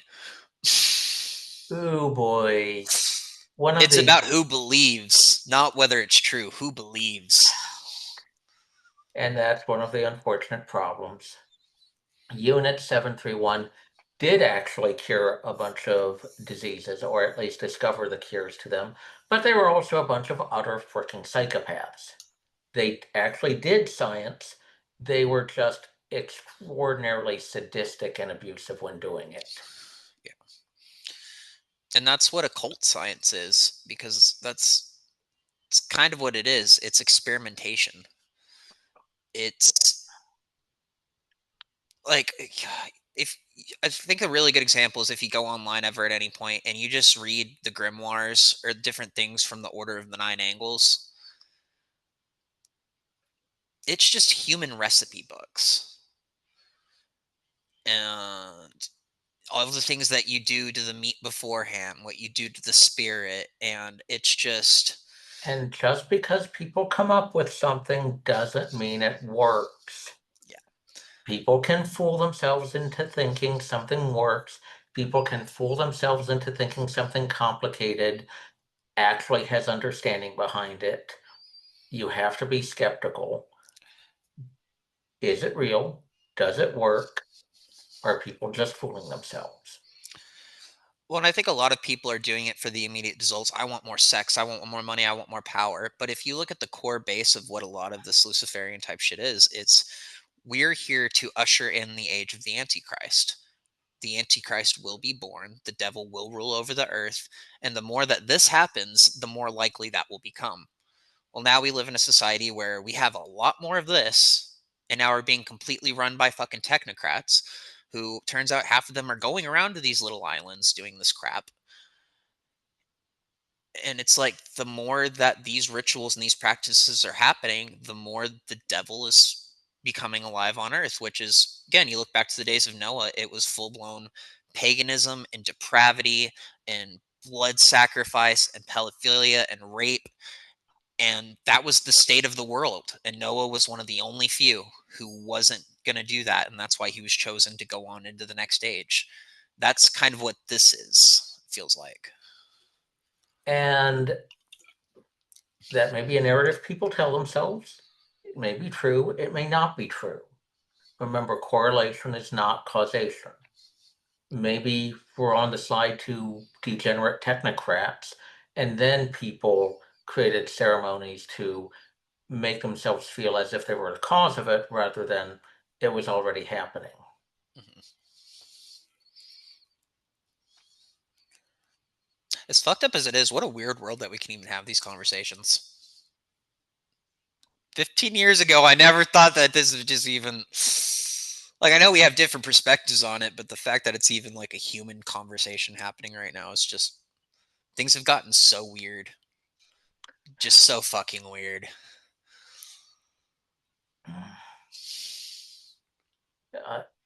If you had asked me 15 years ago what I'd be doing,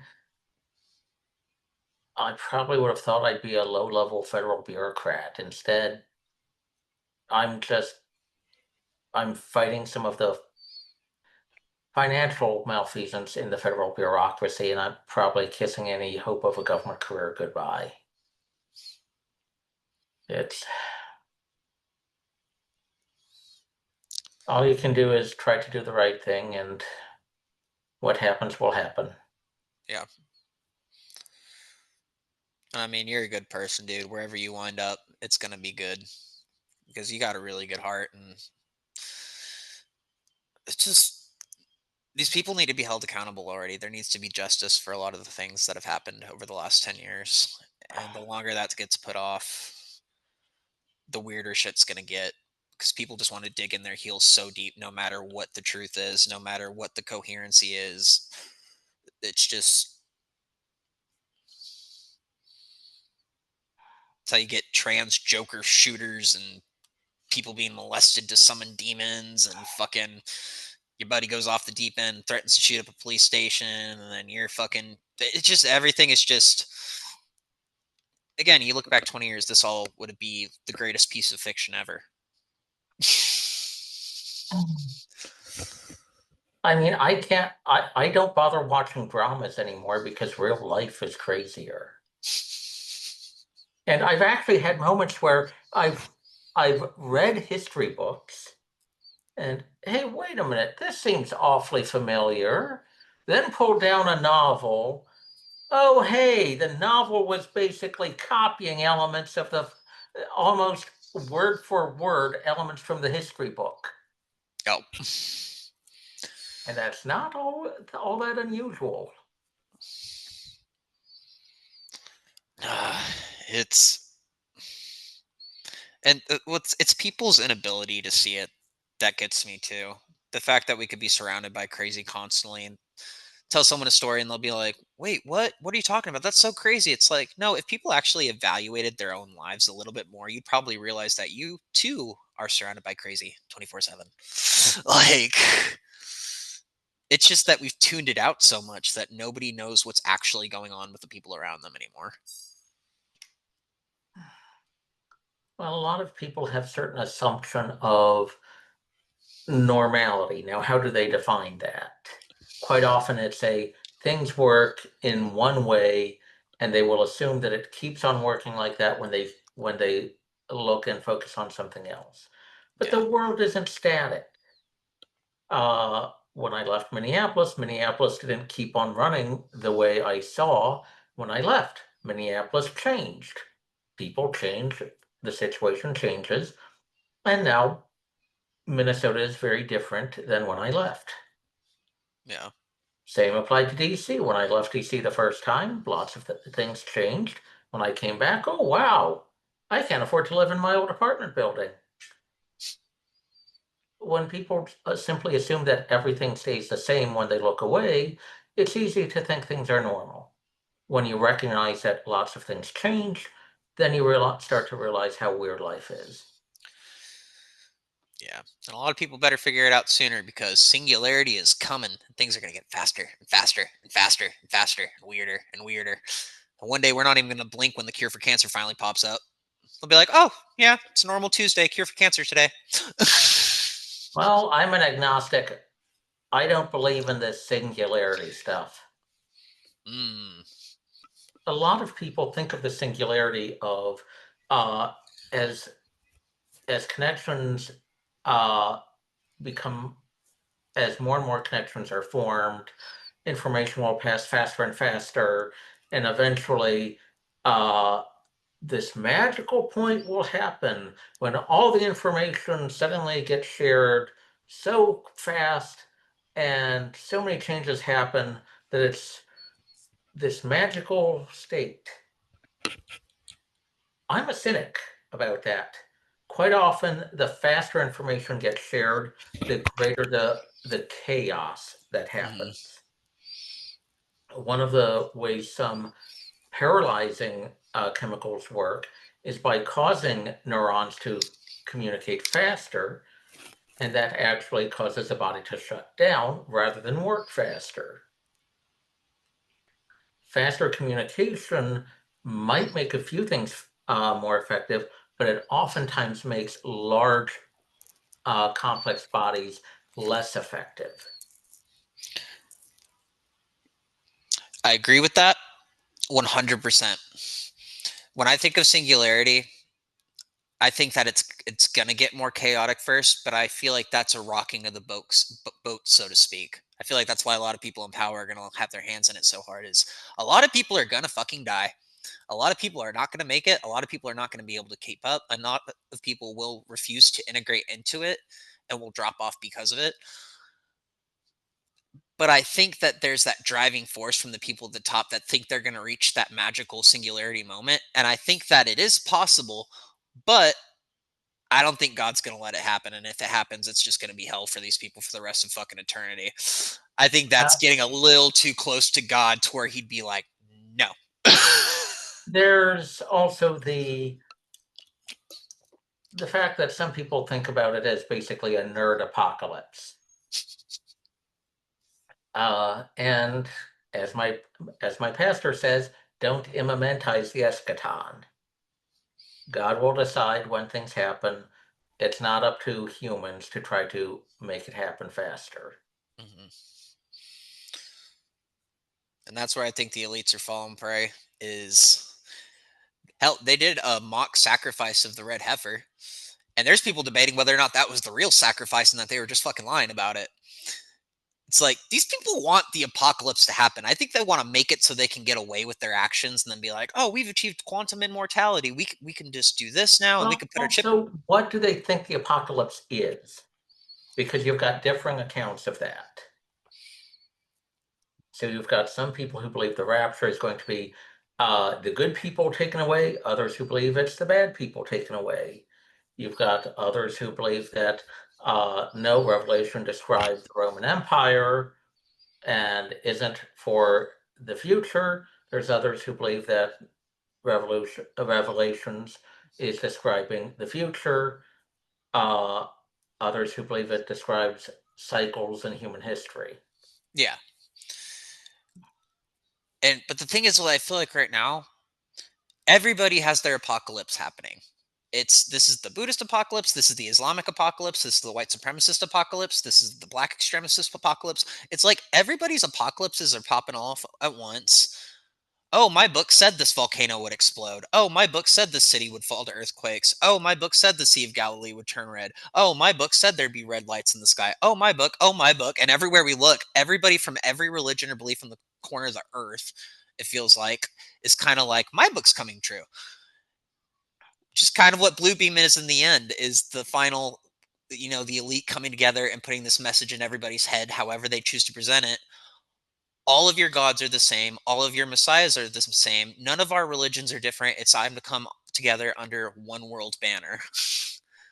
And is there a technocratic impulse among some elites that believe that's a good thing? Yes.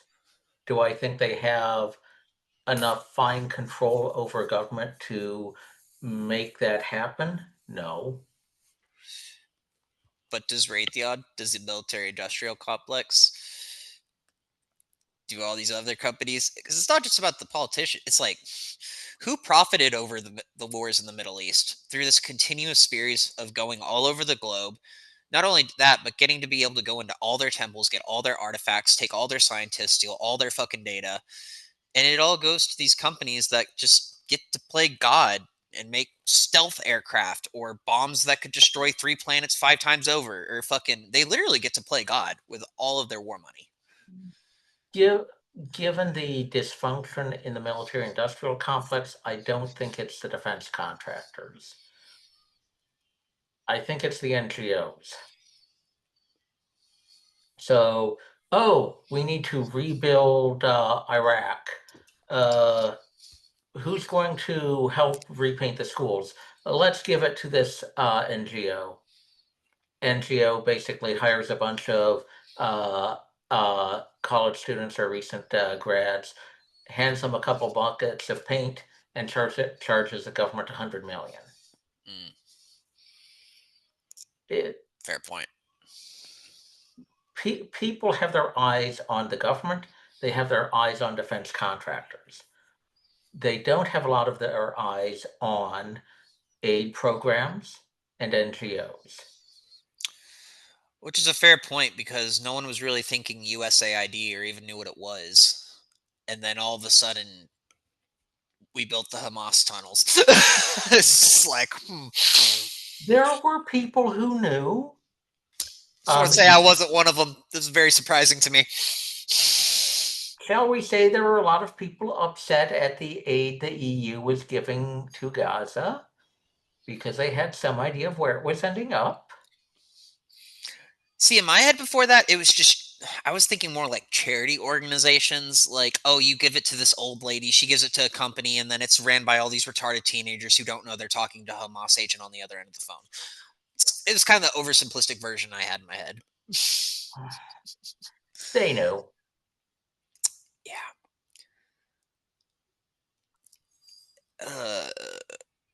And people at USAID did not appoint a low-level director, because if they did, that director would be required to report some of those financial allocations to Congress. And as long as that director wasn't appointed, they wouldn't have to report it to Congress.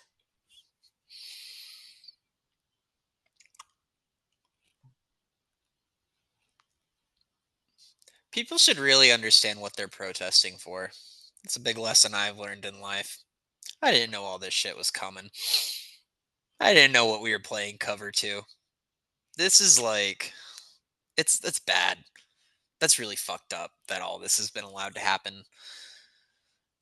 And God, I want to see Biden in fucking jail. And we knew elements of this were going on even back in 2007, 2008, when that FARC leader got captured by the Colombians as part of Plan Colombia. The Colombian military used a helicopter that was allegedly owned by one of those aid organizations to pick up the FARC commander, because FARC was used to using aid organization helicopters to go from one base to another. So U.S. intelligence and Colombian intelligence knew which aid organizations were working with communist rebels. Jesus. And that was back in 2007, 2008. It just scares me how invisible Marxism is to so many people in the modern moment. People don't even realize how threatening this shit is and how connected it is to things happening overseas. That's why when I see what's happening with Venezuela right now and Trump, I'm kind of just like, good. Well, some people like Amnesty International and Human Rights Watch were upset that the Navy blew up a drug smuggling boat from Venezuela. The bastards. Sorry, but at this point, how many more of our kids have to die from fucking fentanyl? How many more tweakers do we need to see on the streets? How much more migrant crime do we need to have? Like, Venezuela is, oh, fuck these cartels. That's all I can say anymore is fuck these cartels. I live in the South. I want to feel safe. Get the fuck out of my state. Get the fuck out of my home. Get the fuck out of my country if you don't belong here. And it's has nothing to do with the immigrants around me. It has everything to do with these criminal elements that worm their way in, use people like me and Antifa and Black Lives Matter to cause havoc so that they can go around us and get shit done, scream for fucking rules to be put against ICE so that they couldn't do shit and that they looked like the bad guys.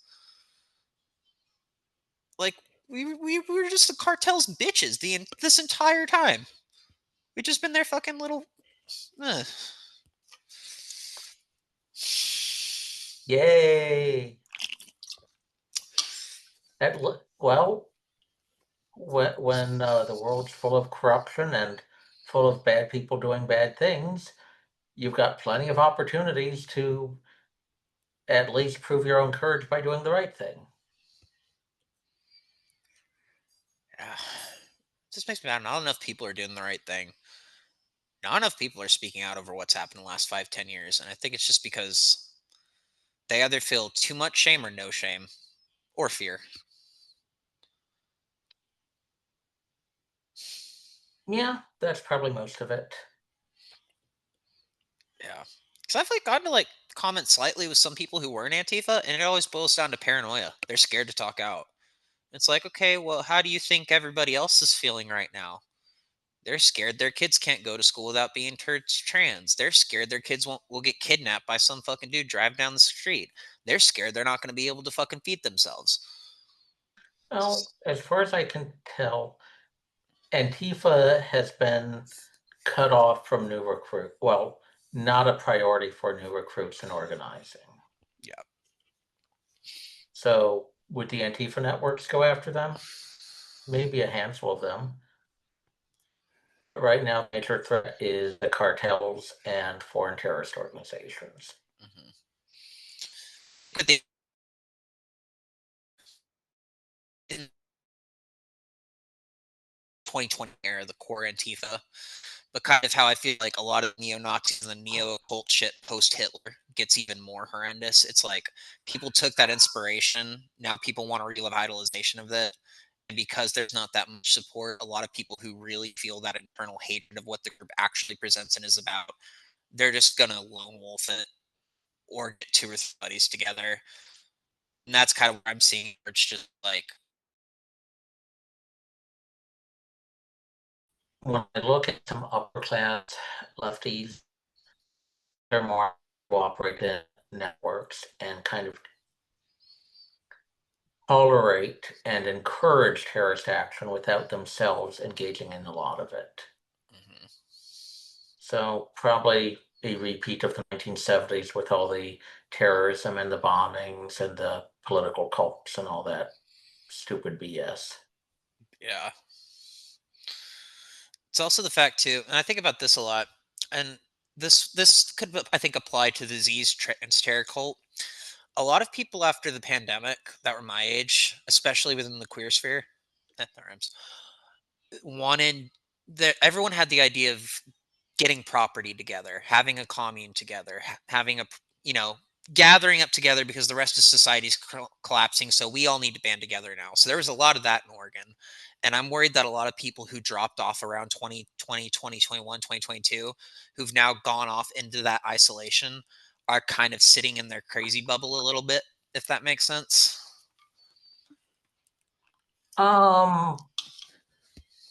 Possibly, but have you heard of the tenacious unicorn rat?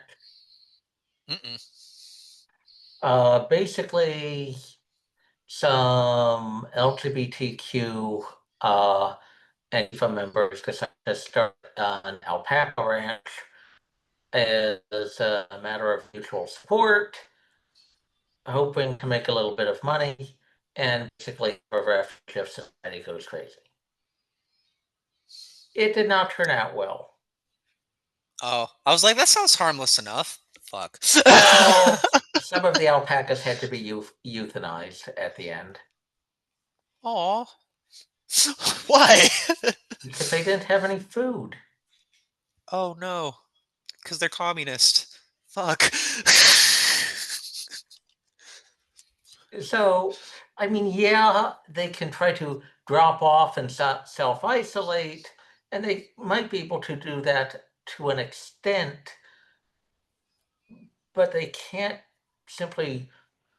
I'm skeptical about the ability of truly deranged people going off into the wilderness and managing to self-isolate and keep themselves alive.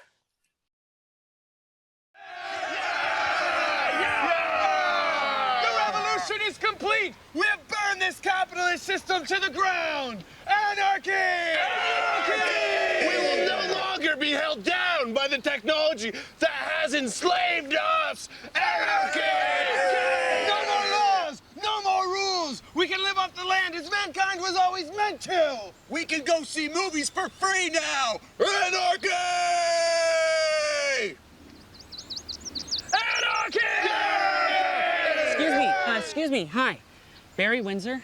Just one quick thing. See, I used to work at the nuclear power plant up nearby the airport, and, you know, not to be a downer or anything, but we're gonna have to keep a pretty close eye on that thing. So, there's that.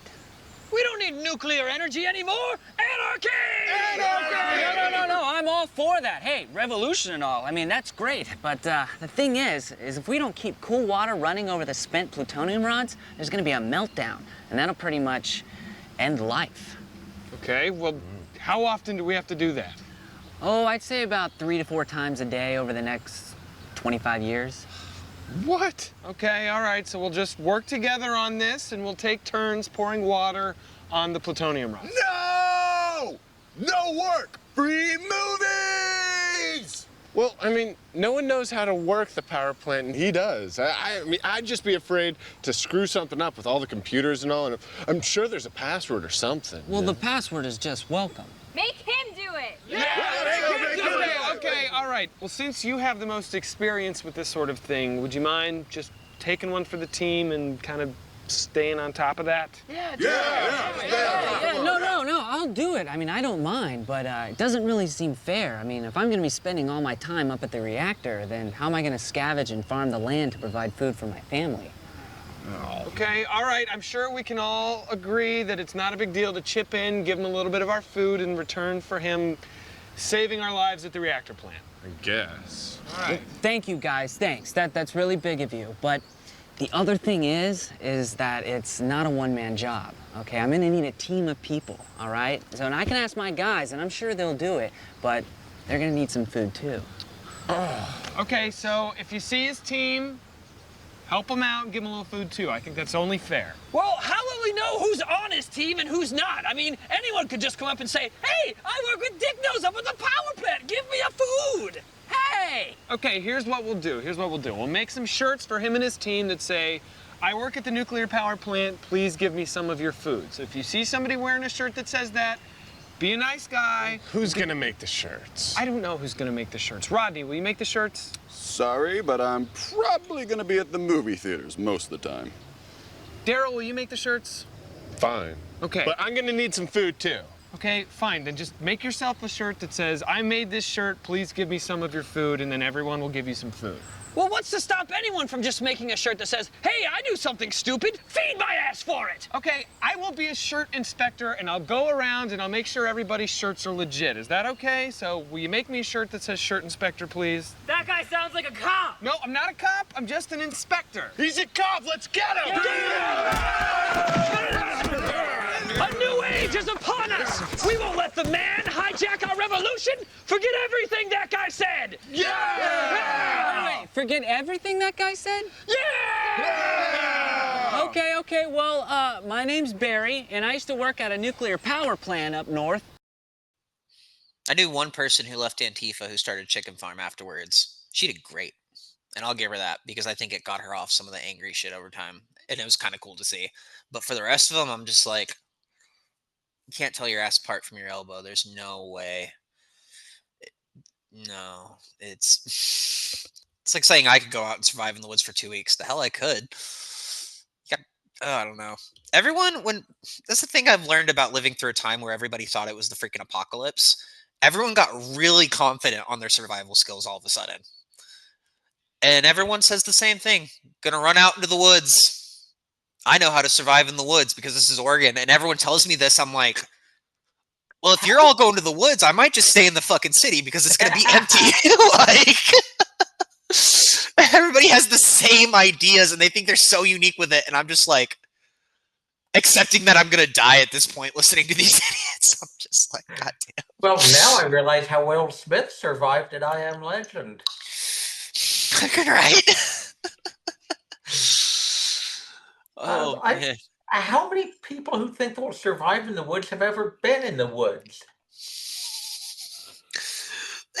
Okay, and I want to give Oregon credit because Oregon has a lot of people where a lot of the people that were in Antifa were homeless, were drifters, were campers, but a lot of them were also rave kids. It's like there's a difference between dropping a ball of Molly, do some coke, having some LSD and a couple drinks with your buddy, and getting stuck under a tree for 3 days. And then what some of the other ones do to where it's like, no, they're walking around with a machete in town half the time because whenever they go to the gas station, they're going back into the woods for 2 weeks. Like, there's different calibers of people, but for the most part, the ones who wanted the destruction were not of that caliber. The people who did not want that destruction, more so that it's such a mixed bag. Because Oregon is very outdoorsy, but the people are also very stupid, so it's... Okay. I miss it sometimes. I want it to heal. But I don't miss all that. Eventually, I'd like to go back to Minneapolis, but probably not for the next decade. It was funny. I actually went back to where I grew up recently. I went back to Odessa, Texas. And I was like really scared it was all going to be different. Not a damn thing changed. The immigrant population was there. There was none of that. It was still just Mexicans and black people and fat white people. All the infrastructure was the same. None of the signs had been painted. All the old restaurants were the same. Some things were a little different, but for the most part, it was the town I grew up in with less crime. And I was like, this is interesting. It was like, this might be the one place that hasn't changed over the last 20 years. And it's a big city. The village my family is from, I visited it in 2006, and okay, they got a gas station. The school got a few renovations. Okay, nice. But the fish packing plant was reopened again, periodically opened and closed, because the fish population fluctuated. Oh. And then, about 10 years later, oh, what the heck? There's new hotels, there's another gas station, there's 2 mini malls. Oh. Did you like it or did it hurt a little bit? Because I feel like that would hurt. Yeah. It's good for the locals because, okay, you're not seeing so much animal dung because of the horse-drawn carts, okay. Okay, maybe some people like the horse-drawn carts, but I mean, practical stuff matters. But there's a huge difference from being a tourist village and being a grimy industrial village. Mm-hmm. And man, I felt old when I saw that. Dude, I might have asked you before. Is King of the Hill a show you ever watched? Oh, I love some King of the Hill because especially when I was in Oregon, it's a sitcom that's not crude. It's just very much about what it's like to live in North Texas. And I could watch that and I'm just like when I was watching that I felt like Bobby Hill. The older I get, I feel kind of like Hank Hill but a little more Dale Gribble. But they did a new series and it was modernized because it just came out after probably 10 15 years of not being on, maybe longer. But they did all the modern bullshit, and it actually felt very dystopian and very scary, and it actually made me really sad to watch because Hank Hill sold out to the Saudis. He went from selling propane and propane accessories to all of a sudden him and his wife are living in Saudi Arabia, and they come back to Arlen after X amount of time. But looking at it change in the modern moment was actually what it kind of felt like moving from Oregon to moving down here. Like I was happy to be here, but seeing how weird a lot of it's gotten in the modern moment, seeing that presented in King of the Hill actually felt the exact same, but to where I was just like, what the fuck did we do? Because they're trying to make it seem cool and, oh, we have this app now and we have this and Hank Hill's more accepting now. But I'm just like, this is a fucking nightmare. Well, a bunch of people from the UK who worked abroad and then came back were noticing, wow, everything's different in a bad way. God. And one of the reasons I'm scared to be in Texas right now, the way things are being, and kind of how lackadaisical people are being, and not really recognizing some of these things. We got a way bigger immigrant population than Oregon. Oregon's just all white people. So I'm watching what's happening in the UK right now and how everybody's getting ripped up in a race war there, and I'm like, well, not saying I want to be in a race war, but I am saying that I'm outnumbered. Well, the good news is that Mexicans probably aren't as dysfunctional as Pakistanis. But the Pakistanis took over our Mexicans. What? We have so much less Mexicans now. It's mostly Indians and Middle Eastern people in North Texas right now. There's still Mexicans, but maybe just a lot of them are scared to come out right now. But it's mostly an Indian population, which I've never lived in before. Okay, that becomes a point of concern. Well, the UK Pakistani population mostly comes from the Mirpur region. And there is a possibility that the the raping and the drug smuggling is kind of a quirk of that region of Pakistan. Not all Pakistanis are Indian Muslims in general. Maybe. We hope. But Bangladeshi gangs also exist, so A lot of Bangladesh, a lot of Pakistan. Trying to think of other. A lot of Saudi Arabians. And for the most part, everybody's nice, but I also work in a place where I can see nice people, and then I can also see the bad side of people. Things are just different. I'm still navigating this new territory. it's tricky because you definitely have a lot of Muslims or people from Muslim countries who are good people. And you also have a bunch of basically terrorists who the governments in those Islamic countries say, okay, we don't want to live like a 7th century totalitarian dictatorship. We're thugs, but we don't want to be that kind of thugs. And say, no. So all the terrorists move from that country to the West. So you've got people, you had a situation in, I want to say, Northern Virginia or Maryland, where a bunch of refugees from Iran were protesting the Iranian government, and they were being threatened by another immigrant from Iran supporting the Iranian government. Yeah, because people don't realize these people are bringing their politics with them. Like, if I were to go to Mexico, I would probably have to learn to leave my American politics behind. As Mexican law requires. Mexico's a lot more stringent about immigration than the US. Oh my god, everywhere is at this fucking point. It's astounding. Like, and like, it's obvious, but going through my early 20s and my teenage years, not really understanding the value of borders versus now, I think the real moment that borders clicked for me wasn't even the immigration issue. It was beginning of the Ukrainian war. You had a video camera, and it was just there's a border fence, and then there was a checkpoint right there, and then there's a Russian tank, boom, right through it, and then it's out of shot. And in my head, I was just like, "Huh, it really is that quick." We kind of did some damage on this one. Like, I love the immigrants that I've met here. I work with some really great immigrants. I also work with some really entitled, greedy immigrants, and they're just walking cliches, and that's fine. I know a lot of white people that are walking cliches too, but I don't know. I'm gonna sound racist if I keep going. Well, the assumption that all immigrants are alike is probably the most both racist and destructive idea I have seen in recent years. Because no one actually knows any immigrants. They just see them.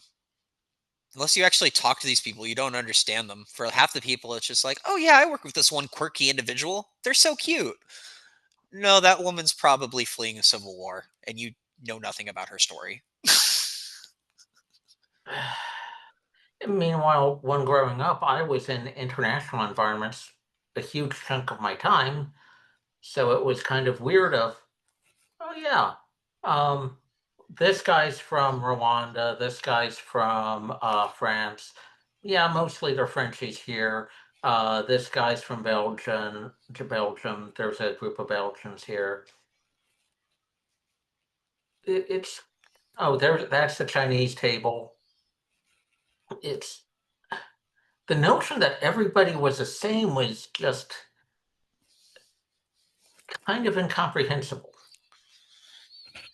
And it's kind of just like, and it's brought to you by people who want to criticize America constantly and how dumb Americans are and how behind the times Americans are, and especially this younger generation. Everything has to be just one thing. Everything's just black and white. Everything is just these people are like this place is like this is like this is like this. It's like everything's got a little place on the shelf, and they don't want people moving out of those shelves.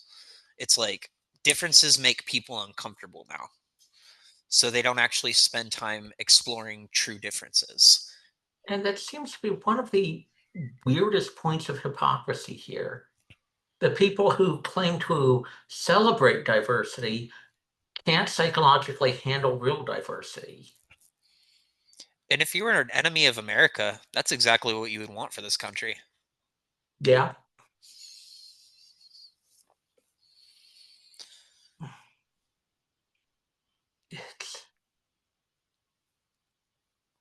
I keep on trying to ask myself, is this kind of short-sightedness some old Soviet plot or sinister scheme? And mostly I can just see it being taken advantage of by hostile powers, but the delusional closed-mindedness seems to have been pre-existing. Yeah. Everything's just shifted. Like, I walk around and I see a lot of people to where it's like, all right, guys, we just got an alert. ISIS is going to be here in 10 minutes. Everybody line up single file, say your goodbyes, be ready at the street corner. Otherwise, they're going to kill us. We've reached that level of complacency and stupidity in this country to where we can just be fucking steamrolled at any given moment.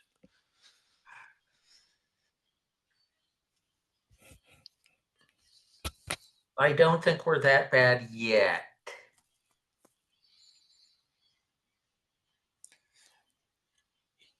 Yeah, it's worried right now. It's just like the general public is just not ready to defend itself if something did happen. It would be, God bless rednecks. We need to protect their guns. That's where I'm at with it. But also the ones that would really hold it down in a war and really gain power would be white supremacist, black extremist, can't speak today. Extremists. Thank you. But no, it's just going to be the people with power who don't need it. And then everybody else is just going to suffer in the meantime. Well, I have noticed that there's a rise in supposedly respectable people basically becoming white supremacists. And they almost never interact with the white supremacist prison gangs or whatnot. So there's kind of two groups of them. One of them is a bunch of violent criminals. One of them is trying to be a bit more respectable. Mm-hmm. But they're also crazy, so I think that group's eventually going to eat themselves alive by failing and then blaming each other and then destroying themselves. Man, speaking of white supremacist, I actually finally found some negative comments on one of my videos. And it was like from a website called BitChute. Oh, man. They were just straight up calling for a Holocaust. I was like, what the hell? BitChute has a lot. They basically allow anybody to post anything. But usually that means that the people who would be thrown off anywhere else end up going there. It's kind of what I gathered, because I never heard of it before, but it like had my website or my name on it from the Gareth Ike interview, so I clicked it. And it was like shit, like people named Death to Islam screaming, my husband, my Holocaust. And then maybe it was just like, maybe he was in Antifa and wanted to kill people because he had a fucking dick up his ass. And just like all this vile, like crazy. I kind of want to show him in a video. It was so wild. But I was like, I was disturbed for a second, but then I also laughed because I was like, YouTube hides all the nasty comments. Anytime anyone tries to say something mean on YouTube anymore, they hide it. So it felt like more natural to see what people were like thinking with their raw mind and fingers. And I was just like, I couldn't help but laugh, but it was also very fucking dark. Well, a lot of screaming about the Jews. There's a division between they're psychopaths. They don't feel sympathy for other people. But there's low functioning ones and high functioning ones. The high functioning ones oftentimes gain power. if you think a CEO who ends up running a company to the ground might be a psychopath, probably. Arguably, Steve Jobs was one. There's a difference between a lack of sympathy and actual managerial ability. Mhm. He could actually do some things. He was just a horrible human being. Then you've Bill got Gates. I know someone who's been digging into him. I don't know enough information, but the impression I get is that Bill Gates is more gullible than cruel. I could see it. He used to be a McGovern supporter. See, I don't know McGovern. I might be dating myself now. Old presidential primary election. Oh, okay. He would basically lost the primary race overwhelmingly. So it might show that he wasn't necessarily the most insightful political calculator. I can't say much. I voted for Gary Johnson. Was that 2020? I think so, yeah. So did I. A lot of people voted for Gary. I knew it wasn't going to happen, but it felt like a good vote. Well, I felt like I couldn't vote for either of them, so where was I? Bill Gates. Oh yeah, low functioning psychopaths. Sometimes they're violent, but if they can't exert violence on other people to make themselves feel better, they post nasty comments and just try to insult people anonymously. Yeah. So it's not if you eventually attract some nasty comments, probably maybe 4 or 5% of them is almost certainly a bunch of psychopaths. Oh, yeah. Man, these ones are fun. Here, I'm going to go to the restroom real quick because I've drank so much fucking shit today. Give me 1 sec. I'll be right back, okay? Okay. Here, I got the comments pulled up. I kind of want to just read them. Maybe we can learn something from them. Okay. Gotta send a text quick. Okay, no stress. I'm trying to see which ones are the good ones. Some of these are funny. All right, so this is some of the treasure trove of the nasty comments that I knew had to exist out there somewhere in the world. The first one that made me laugh: Antifa training losers. That's light. Antifa, an annoying bunch of paid assholes, mostly ugly fucks, hence the mask. If it wasn't for the police protecting them, the Patriots would bitch slap them off the streets in a heartbeat.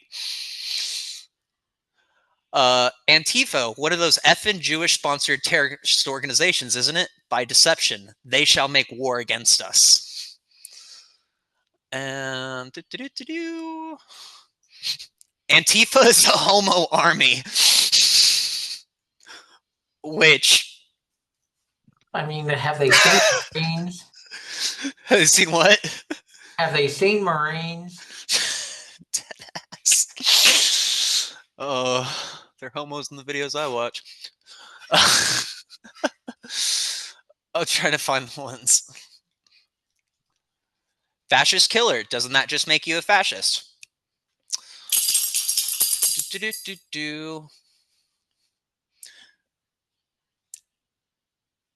And then it was like, there's some comments like this. Judging from many of your guests, talking to Gareth Ike and lately, it appears you're desperate for views and cash. You've become cash grab gurus. Sad to see. Acting as if I'm throwing money at this man. More stuff about the Jews. My Holocaust. My husband. Which way, white man?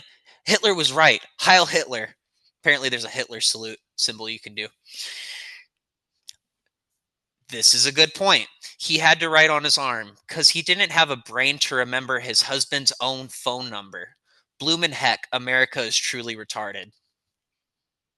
I deserve that. Okay, let's read this one. He's come a long ways, but he's got a long ways more to go. Maybe he really wanted to kill people because he takes a dick in his ass. And I'm tired of decades of blaming the education system. I was bused into a black school in the 1970s and met some of the best teachers I'd ever known. Does anybody ever consider that they're trying to teach non-white kids who either can't learn or refuse to learn? Europeans used to like shit on America for not rating very highly, but now that they're getting bombarded with non-white, guess what's happening over there? If you only looked at the scores of white kids in America, the overall numbers would be way higher. Now, recently, schools have become shitty indoctrination centers, or maybe they always were to some degree, but kids with the aptitude could still go in to learn reading, writing, and arithmetic. So many problems in our society where people point the finger in the wrong direction because they refuse to acknowledge that races are actually different. Well, at least that one's a bit more polite, albeit not necessarily right. I'm gonna give these people their time because YouTube's just gonna take off their comments, and you know what? As much as I don't agree with most of this, definitely not the Jewish parts. Antifa being a homo army, I completely agree with. But in reality, this is what we should be seeing on YouTube because this is reality. I don't know. It's not to say it's good, but At least you know you've got haters rather than having no idea. yeah, like I barely have any dislikes on this channel, which is nice, but also it's like throw me some sort of something. I did like this comment though. Maybe this is something to look into at some point because I have no idea. But one of the people who were screaming about the Jews earlier came back and typed, "The bricks were traced back to a Chicago politician who owns a brick factory. I forgot the name. Pritzker, maybe? I don't know. I mean, the Pritzkers basically run Illinois, but I doubt that they put their name on anything that could get them in trouble like that. Yeah. See, I like this one. Young men, there's no need to feel down just because you're in a new town. Young men, get on your feet on the ground. There's no need to be unhappy. Village people, YMCA. And then they drop a link to YMCA. Let's see. Once stupid enough to join Antifa, always stupid enough. No, that just makes you stupid enough to get into other situations. Gareth should stick to interviewing humans, not flat. Shush your face. Gareth should stick to interviewing humans, not flat tards and Antifa faggots. And he's talking about the flat earth book I have because early on that really did tick some people off, even on YouTube channels, because they think I'm a flat earther. And then someone's like, yeah, Ike's getting desperate for views. Unfortunately, like most truthers, they've turned into cash grab gurus. Again, imagining that I have all this money in the world. Yeah, it's just more stuff like that. But it was kind of fun to see. It's fucked up, but... Well, I mean, I think that when people live in a bubble of artificial positivity, the fakeness of it just becomes irritating. I think back in the 2000s, people had the theory that the keyword censorship on a lot of websites was what was causing people to try to find new ways of insulting each other and swearing. Yeah.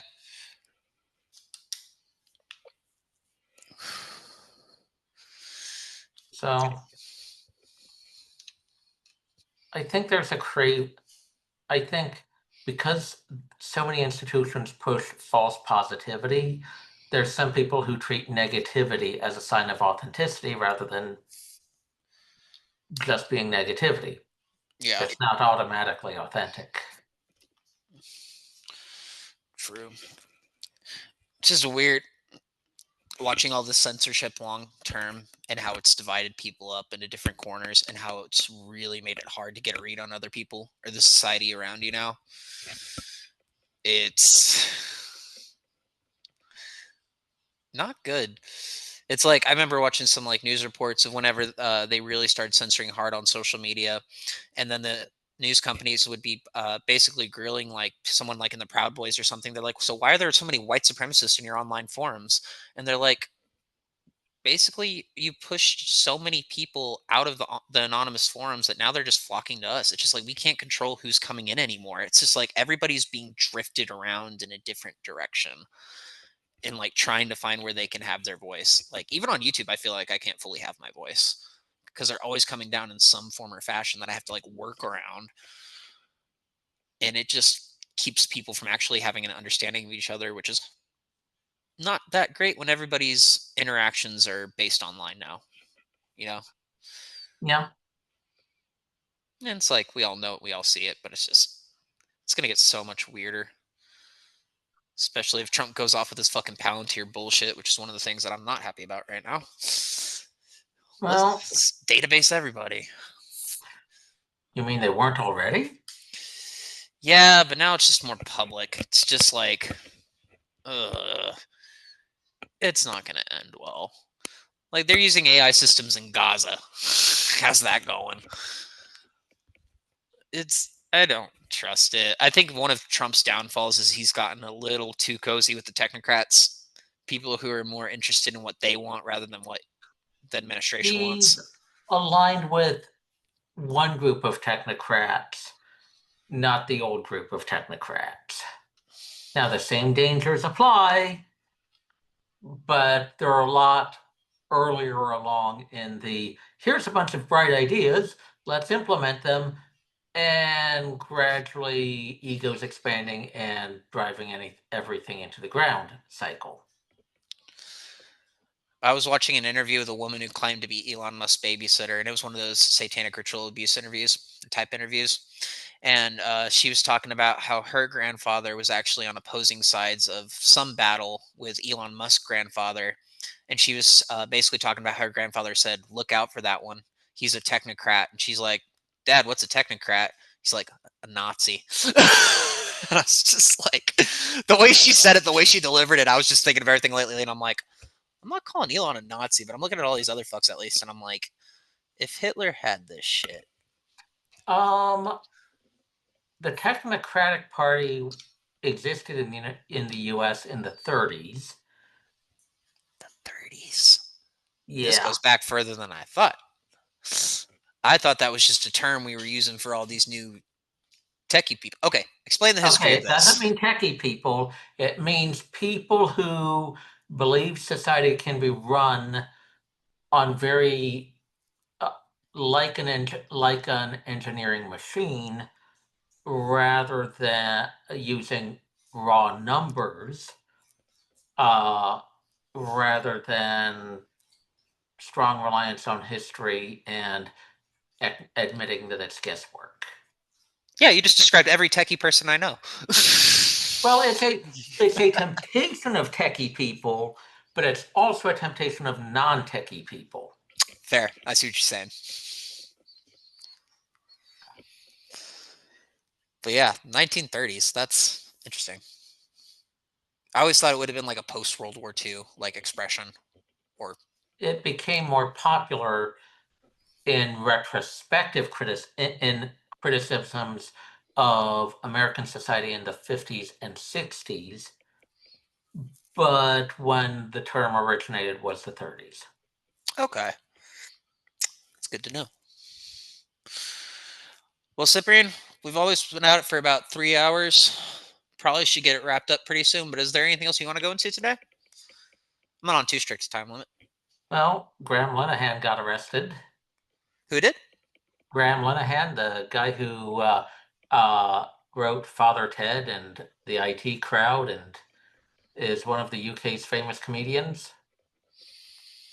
You're going to have to do me some educating here. I'm unfamiliar. Well, he grew up in Ireland at a time when the Catholic priests were kind of the you don't question a Catholic priest. But what's he doing with that altar boy? You don't question a Catholic priest, but maybe they've got too much power. You don't question. And gradually the Irish Catholic priests lost a lot of power. So he wrote Father Ted at a time to kind of think about that and poke fun at the changing role of the Irish Catholic priesthood. And it got picked up by the BBC and He's basically one of the big Irish comedic figures. Okay, Anyway, so calling out the church, essentially. Effectively, yeah. Not necessarily that the church by itself is bad, but it was fucking silly. Yeah. In some respects. So you said he got arrested? Yesterday, I think. What prompted that? Well, he opposed the trans activists. He believed that men couldn't become women, men should not enter women's spaces, and that the whole campaign of intimidation was wrong. So Was this in the UK? Yep. So how does that work with the UK laws stating biological fact that men are men and women are women? What's the reach around there? Because for a long time, the UK Supreme Court refused to rule on it.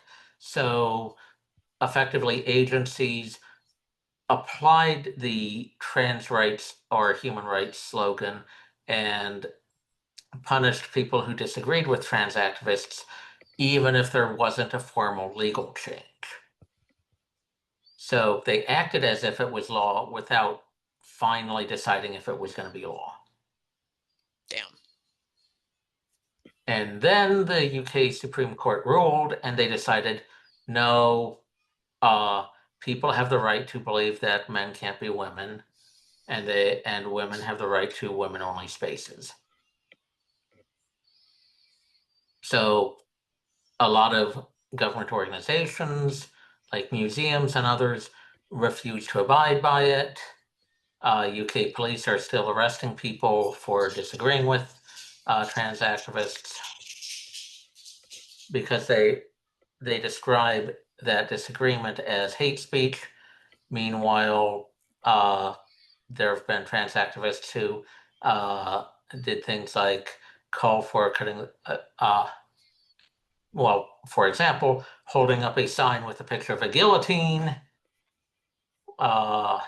saying things like punch TERFs. In that case, I believe TERF being trans exclusionary radical feminist. Which is a completely made up term. Just means any woman that disagrees with me. People try to explain that.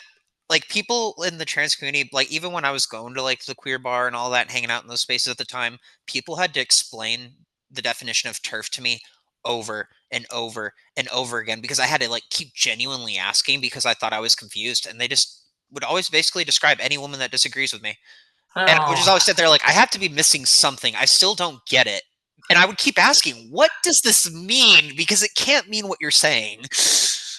Well, have you discovered people using the term sex work exclusive radical feminists? People just love getting a bunch of words and just slopping them together however they can.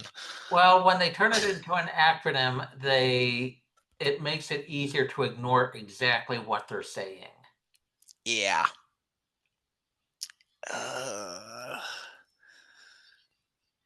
And Councillor Ricky Jones, during one of the protests, had a crowd around him and called for cutting the throats of protesters. And he got let off because he claimed it was a result of stress and ADHD, which I don't buy in the slightest. Dude, I'm glad those days are dying because a lot of people up there who would get rowdy during BLM and all that shit, they really got off with that in Oregon. That was last year in the UK. God. To know what their state, what the whole state of things over there is like, it's just race war outside in the streets, Jewish people being hunted down, people burning down buildings, and then you're sitting there in a courtroom telling the judge you have anxiety. Like you're a middle schooler who's too scared to take the test. When you think about it that way, it's ridiculous, but yeah, it's ridiculous. And it's what it is. It's brought to you by the same people who would scream at the protest, "You're not allowed to take a picture with me without my permission." It's like, No, that was what we did in middle school. This is the real world now. Like, it's really a bunch of coddled kids who never got told no and who were trained from an early age by their parents and their education system. Hey, just lean into this a little bit. You'll get whatever you want. And now they run society. Gosh, the decline of the medical system might be partially related to that. This is what happens when kids stop getting bullied. Well, I'm kidding. Some cases. People say that, but one, what the heck is bullying? It can range from, I think you did a bad thing, so I'm going to punch you, versus, I'm just going to punch you, and I'm going to stomp on your head, and I'm going to kick your balls. So bullying can mean a lot of things. It's not a clear term. Yeah, but when we live in an age where kids are throwing around the word microaggression left and right, it's like, okay, you've clearly got it good. I don't. Yeah, I'm not saying bully kids, but I am saying just like a lot of these kids don't have a lot of true adversity in life, and a lot of that's the parenting too. A lot of that I blame helicopter parenting. That's probably true. When people feel like they've accomplished something, they're less likely to look out for ways to prove that they are tough to everybody else. Mm-hmm. And I think there's a situation where people feel a need to define themselves, but they're very rarely given opportunities to do anything truly risky and difficult. Mm-hmm. So those things are usually frowned upon. Yeah. Yeah, it's a shame. I think modern, and this is going to sound partisan, but I think modern leftism isn't so much an ideology as mental illness in the guise of ideology. Yeah. I mean, when Trump picks one policy, they all run against it. When he picks another policy, they all run against that. It's not a coherent body of thinking. Yeah. It's more emotional reactions posing as ideology, and that's not a good way to have half of society run. Yeah. Otherwise, you wind up with the Minneapolis shooter who can't pick a religion or a group of people they want to target. It's just, I just hate everybody. I hate myself. I hate my mom. I hate my government. I hate the planet. Hate, hate, hate, hate, hate, hate, hate, hate, hate. That's what the illness breeds. And I think the natural balance of society is 50% one way, 50% another way. If it becomes different than that, things become dangerous and unstable. So for society to move forward, the left has to build a core of sanity and to usher people into sanity rather than the crazy behavior we've been seeing. Mm-hmm. Now, if you've got one bad party and one not as bad party, things can kind of keep on running. But you need both your lungs. It's true. Cyprian, I think you put that really well. Think we should call it out for the day? All right. Alrighty. Well, let's get together here soon. Let's get another couple of recordings out before the month is over. Thank you guys for joining in for another episode of These People Are Idiots. If you haven't already, make sure you drop a like and a subscribe. Share these talks around. You only got less than 30 days at this point, so let's make them good. Alrighty. Cyprian, you have a good rest of your night. Good night.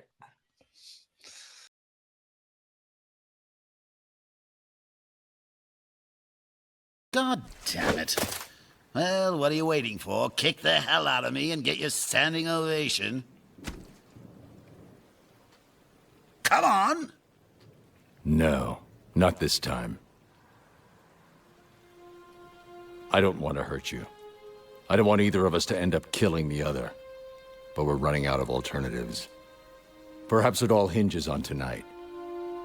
I don't know what it was that bent your life out of shape, but maybe I've been there too. Maybe we could work together. I could rehabilitate you. You don't need to be alone. We don't have to kill each other. Let me help you.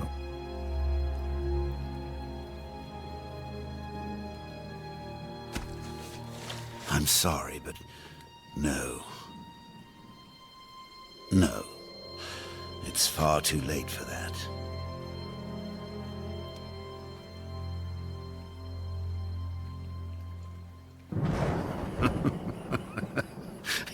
You know, it's funny.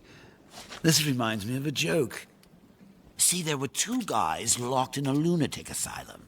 And one night they decided they didn't like that anymore. They decided to escape. So they made it up to the roof, and there, just across this narrow gap, they see rooftops stretching across town, stretching to freedom. Now, the first guy, he jumps right across, no problem. But his friend, oh, no way. He's afraid of falling. So the first guy, he has an idea. He says, hey, I got this flashlight with me. I'll shine it across the gap between the buildings, and you can walk across the beam and join me. But the second guy says, what do you think I am, crazy? You just turn it off when I'm halfway across. Oh, excuse me.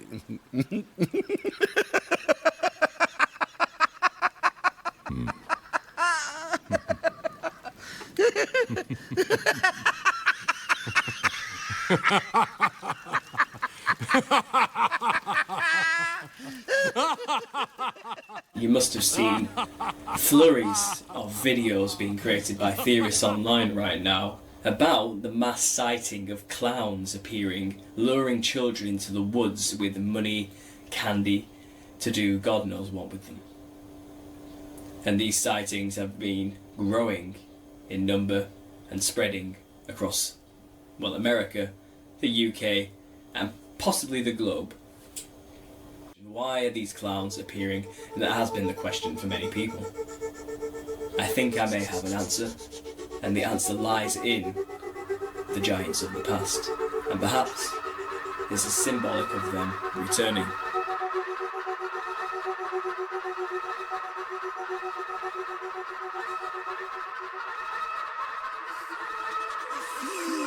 Drift, floating, like someone's pulled the stopper on my reality, and I'm sucked down the drain into something new. It's all very exciting. It's like meeting someone I can actually relate to, which, believe me, I've never felt before. You understand? You're someone who's not afraid to let go and fall.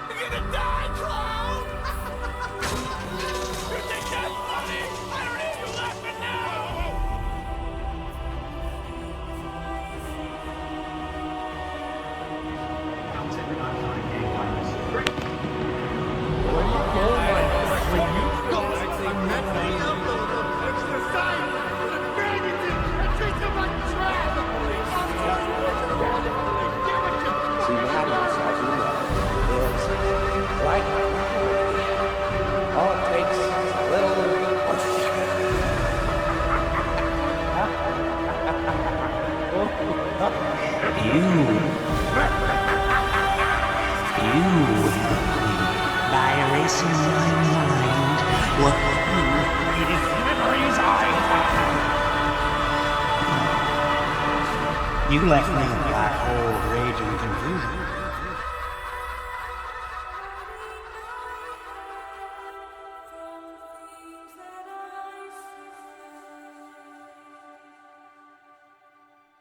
It had a plan, you know. It was consciously aware that I could see it too. And I know what the underground psychedelic subculture likes to believe about these jesters. They believe these elf machine jesters are good, and they will say things to you that are offensive, but they've been told by humans who want to enjoy the psychedelic experience that these things are offending you because they're trying to shatter your ego. They're actually trying to show you not to take things so seriously, because everything's going to be okay when you die. Sin isn't real. Look at you taking life seriously. Ha ha ha, what fools humans are. And you look at these things just laughing at you, dancing around you. And you've been convinced from the words of man that these things are good and they're just trying to teach you something. But these things attack people. Oh my gosh! Oh my gosh! Hey, stop! Stop, folks! Stop!